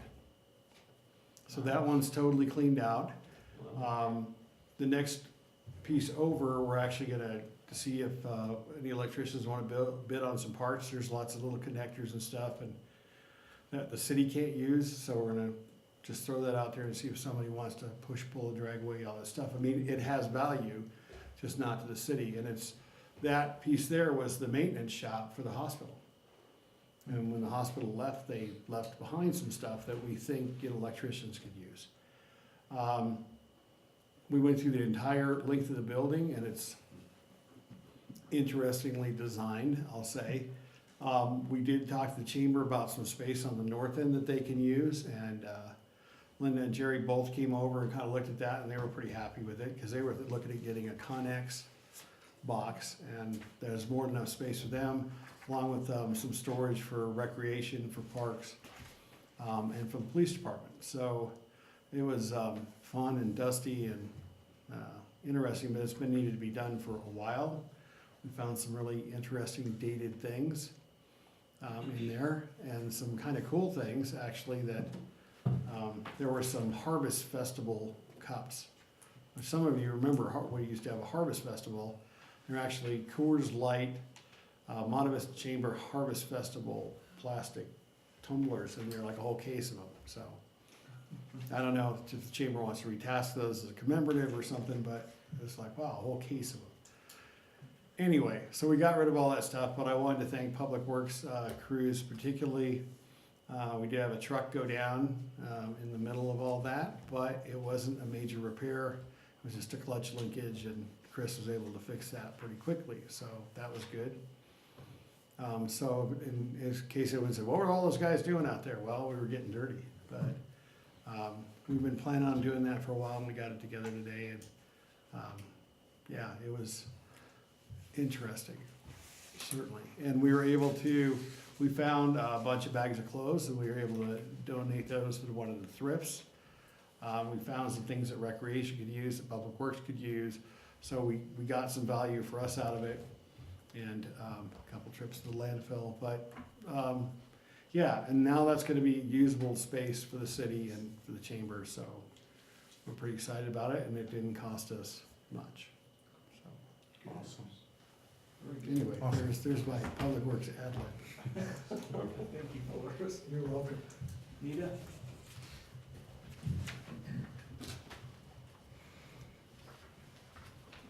So I just want to follow up on something that Forrest said about the cleaning today. Wasn't all work. We had a good time too. So if you ever see Jenny, our finance director, tease her about the mouse.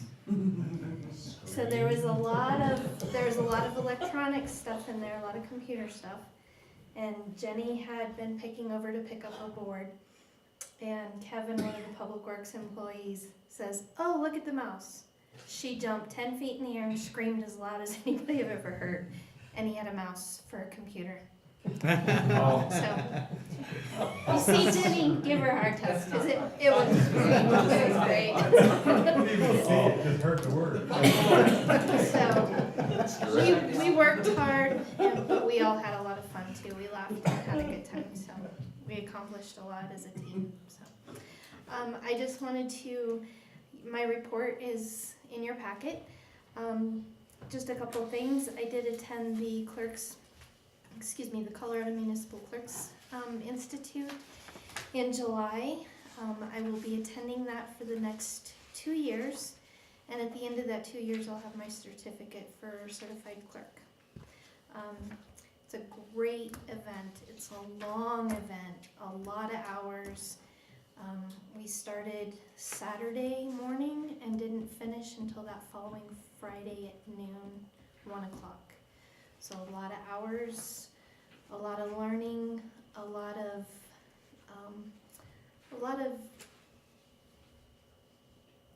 the people that I met also made it known that a lot of what we're doing here, we're doing right.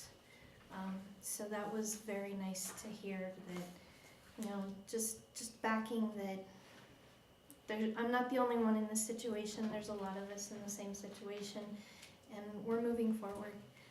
Monte Vista we're not that far behind from the Front Range, so we're doing a good job. The next conference will be the fall conference in Colorado Springs in October. That's only a 3-day conference, so I'll be attending that as well. Business license, we have 3 new business licenses. We have a new food truck, a new book and tea shop, and a new fitness store. The fitness store and the tea shop have not opened their doors yet, but they have obtained their business license. Vendors, we have a lot of vendors coming through, and unfortunately turning a lot of vendors away because they're trying to set up on that strip of property that belongs to the railroad that's across from Sonic, and you all know the area I'm talking about. Vendors cannot perform their functions without permission from the property owner. So when they come in to get a vendor's license, they have to have permission from the property owner. Like the gentleman who's out there with the peppers, the green chilies, he's got a business license and he's got a letter of permission from the owners of Big John's. So he's okay to be there. So we've turned a lot of vendors away.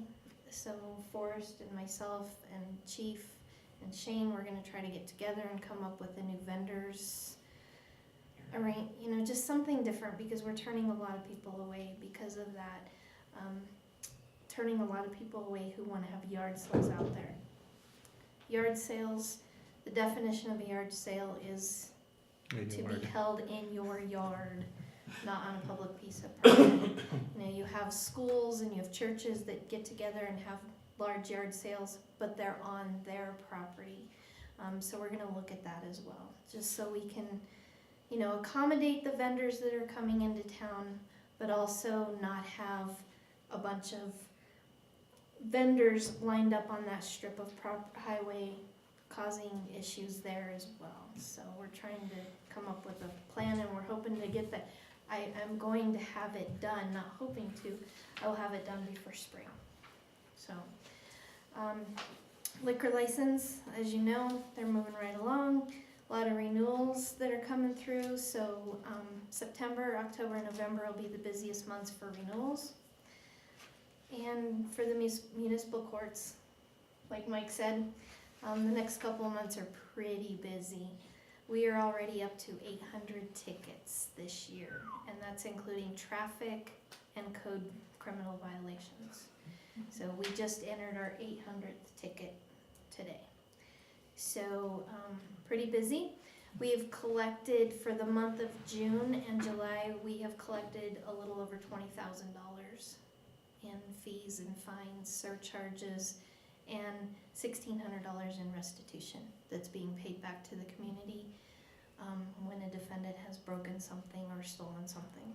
So that money is being given back to, we have Big R, we have Family Dollar, and Safeway, and an individual who has been stolen from or something's been broken that the money is going back to. And with that, I have a little 4-minute video that I'd like to share with you. At the conference, one of the best classes that I had was a leadership class, and I just found it very inspirational, and I just wanted to share it with you if you guys don't mind. Lights? Yes, please. Yeah, lights. Camera, action. This is gonna get better as the year goes on. It's gonna get dark. Yeah.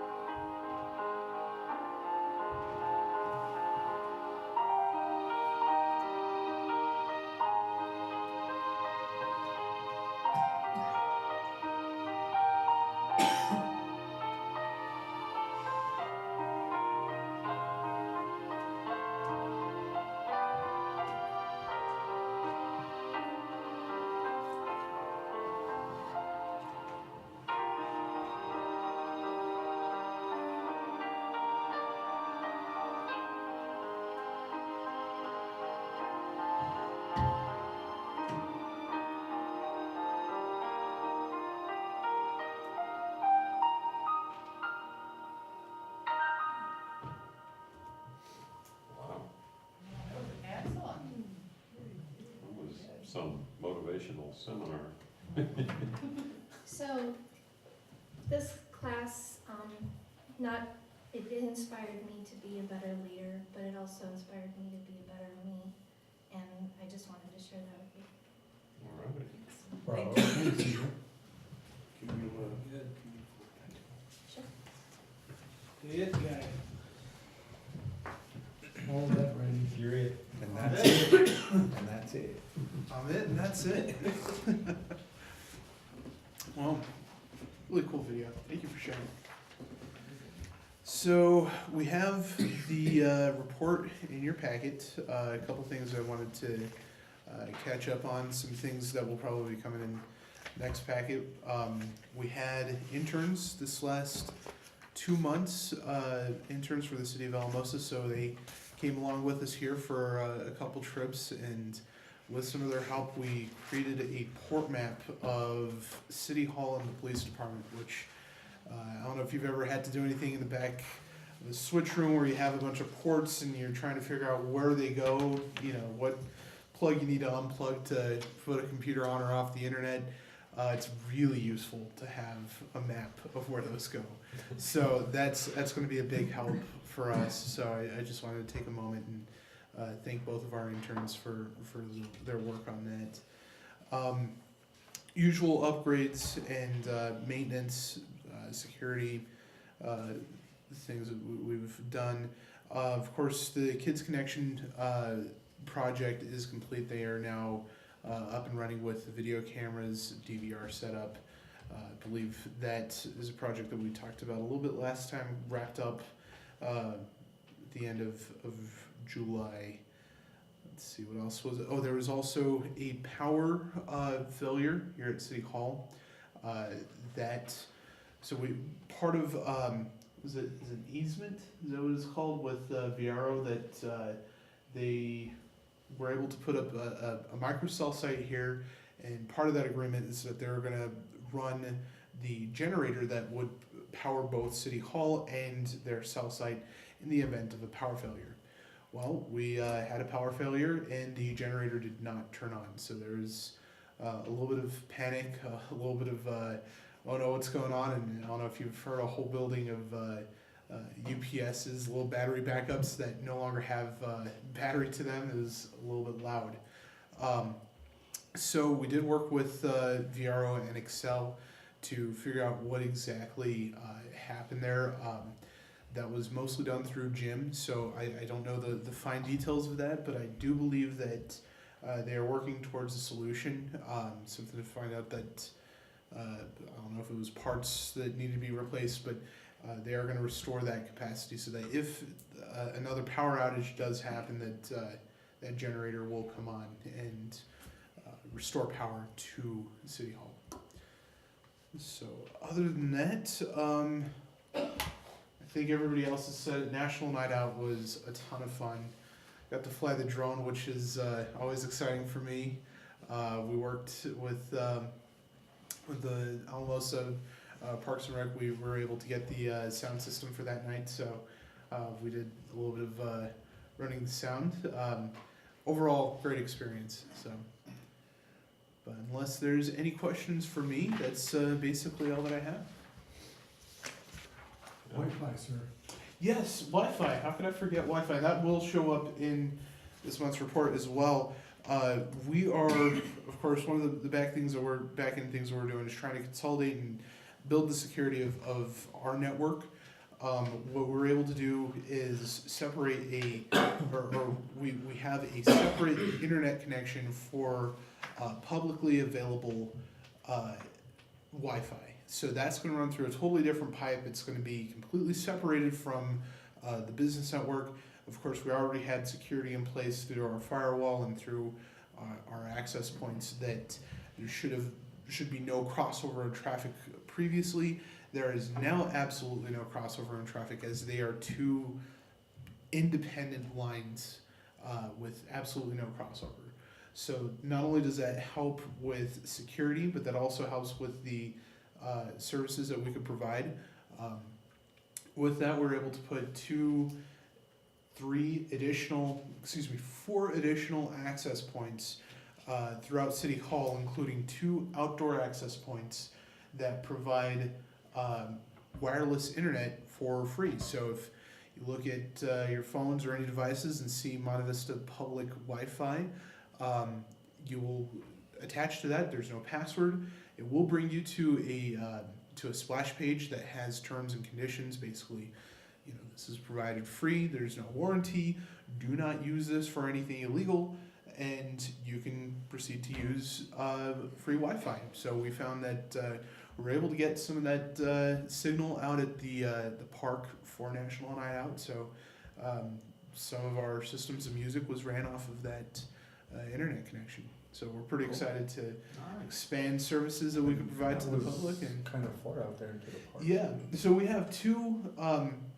Ubiquity is the name of the brand. That we have 2 long-range, high-density access points. It's enterprise equipment, so we've had a lot of success with them. We've continued to use them as a brand that we trust. So, thank you for the reminder. So, and with that, was there any other questions that you have for it? All right, that's it. I haven't heard that one before, so I'm excited to use that.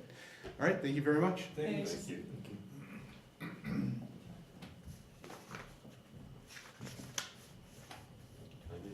Michaela, do you have anything? National Night Out was awesome. It was a great time, and thanks to all of you who participated and helped in Public Works. And I wanted to say thanks to Ruth Ann, because your articles in the paper, especially for National Night Out, people have commented about what nice coverage that was. Thank you.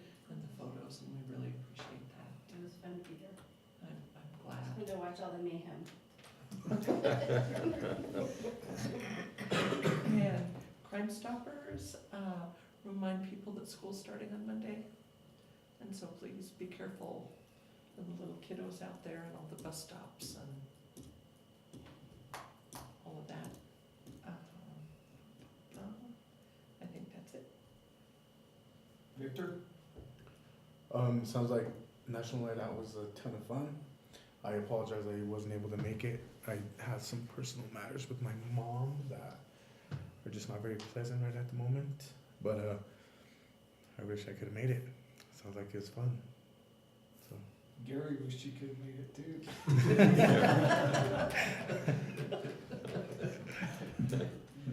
Seniority went all the way down.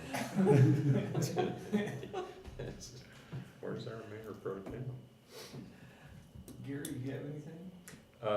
Just a couple things. I'll be brief, but I was recently at the Upper Rio Grande Economic Development, very enlightening meeting, very well run. There was one of the things that I'll bring out that we had talked about before was the winged UAV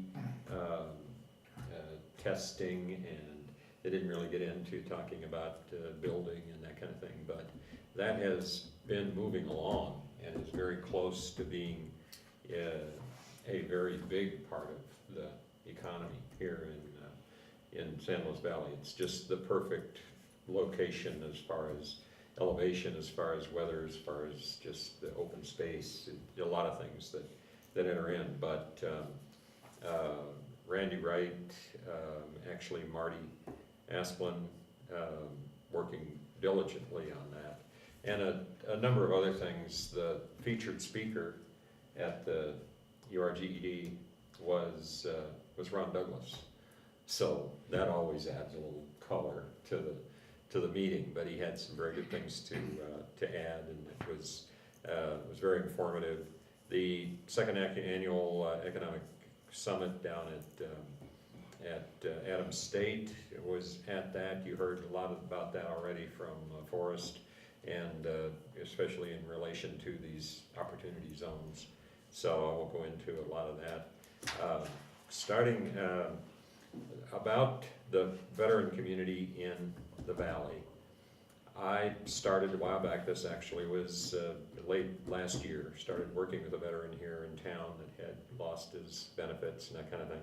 Ended up working with a fellow by the name of Richard Nagley, who is in charge of the San Luis Valley Veterans Coalition. And I can't tell you everything about that, but just recently, well, since then, have been directly involved with what they're doing and helping with the entire veterans community in this valley. And it's been much overlooked. If you're a veteran and maybe you know a veteran that has had some challenges and some problems and that kind of thing, but you know, even if you're not, you need to be made aware of the benefits, and you need an ombudsman to step in and help with some of that. And I've was never in the service, which is why I appreciate the people that are and have been so much. But he is coming at our next meeting to do a little bit of a presentation. But let me tell you one quick little, this is not, I'm going to say story, it's not a story, it's just this event happened while I was on the phone with Mr. Negley. He's retired Air Force Staff Sergeant back in the Vietnam era, but he has such a great heart for people in general, and certainly the veterans that are out there. Was on the phone with him, I was waiting for some information from him so that I could tell everybody, and he called and said, "I'm sorry, I didn't get back with you." A guy named Bob, a veteran from the Vietnam area that he met at their coffee. It's kind of like coffee with a cop, but they do this. They have their meeting on Wednesday, and then they have this coffee where veterans can come in. This guy came in and obviously needed to talk, gun in hand, and ended up talking with Richard. I mean, I was just getting this just a few minutes, a couple hours ago. We were talking, and the end result of all of that is that he talked with him at some length, got his gun, he told me that. The guy is on his way to a shelter and will end up with some more. The reason I mention that is that this guy is not just a leader of a group of people that are reaching out to the vets. This guy just takes the bull by the horns and steps up. And I wanted to spread the word. Well, we're kind of a low, not very many people left here, but if you can spread the word to vets like Bill and I know many others, and your dad and others, that this next meeting on the 6th, he'll be here and has some phenomenal information that we really need to know about. Whether you're a veteran or an advocate, I'm certainly turning into an advocate, but it doesn't really matter. This is important to the valley, even from a standpoint of economic importance, which is frankly way at the low end of the scale. But there is something that needs to be emphasized in awareness, so keep that in mind for our next meeting. You can get somebody here, you be here yourself, you can get some other vets here. You're going to be stunned at what can be done and what is already being done in the valley. So, Thank you. no doubt. I'll be quick. National Night Out was friggin' awesome. I had a blast. I was crippled up. And I do not feel a bit bad that you. Don't feel good. I didn't see any That was sorrow. so planned, and I so enjoyed watching Jennifer and Anita take care of making sure you get wet. It wasn't planned. I really appreciate everything that everybody does in this community, all the city staff that put that together, the chief, Kathy, everybody that was involved. That was a great night, and it was great to see the community come together like it did. So, appreciate the newspaper. Like Kathy said, the articles have been great, and I can't tell you how much I appreciate that. And thanks, I picked up a stray dog on the way, and Shane, Officer Porter, was kind enough to take the dog off my hand and take it back to the owner, so I did enjoy myself. Awesome. Good. Could I add something about the veterans after what Gary had to say? Most of you know where I live, out in the corner by the behind the Veterans Center in the cemetery. And one of the veterans over there decided that he wanted to have a community garden. And so it's a little piece of ground just right next to where we live, just across our fence. And it has been quite interesting to watch. And he had some veterans that came in from outside of the center, but they plowed up the ground and it was hard as a rock. That soil has not been worked for many years. And it was really hard work, but they stuck with it and got it done, and they've got quite a garden over there. Some of the residents will come over and work. But it's a place to, you know, they gather, and it's just really been fun to watch that this summer. That's good. Wow, So, wow. It doesn't take much to build, community. Everybody done? Anybody else? We adjourn this meeting till September 6th, correct? Adjourned. Thank you.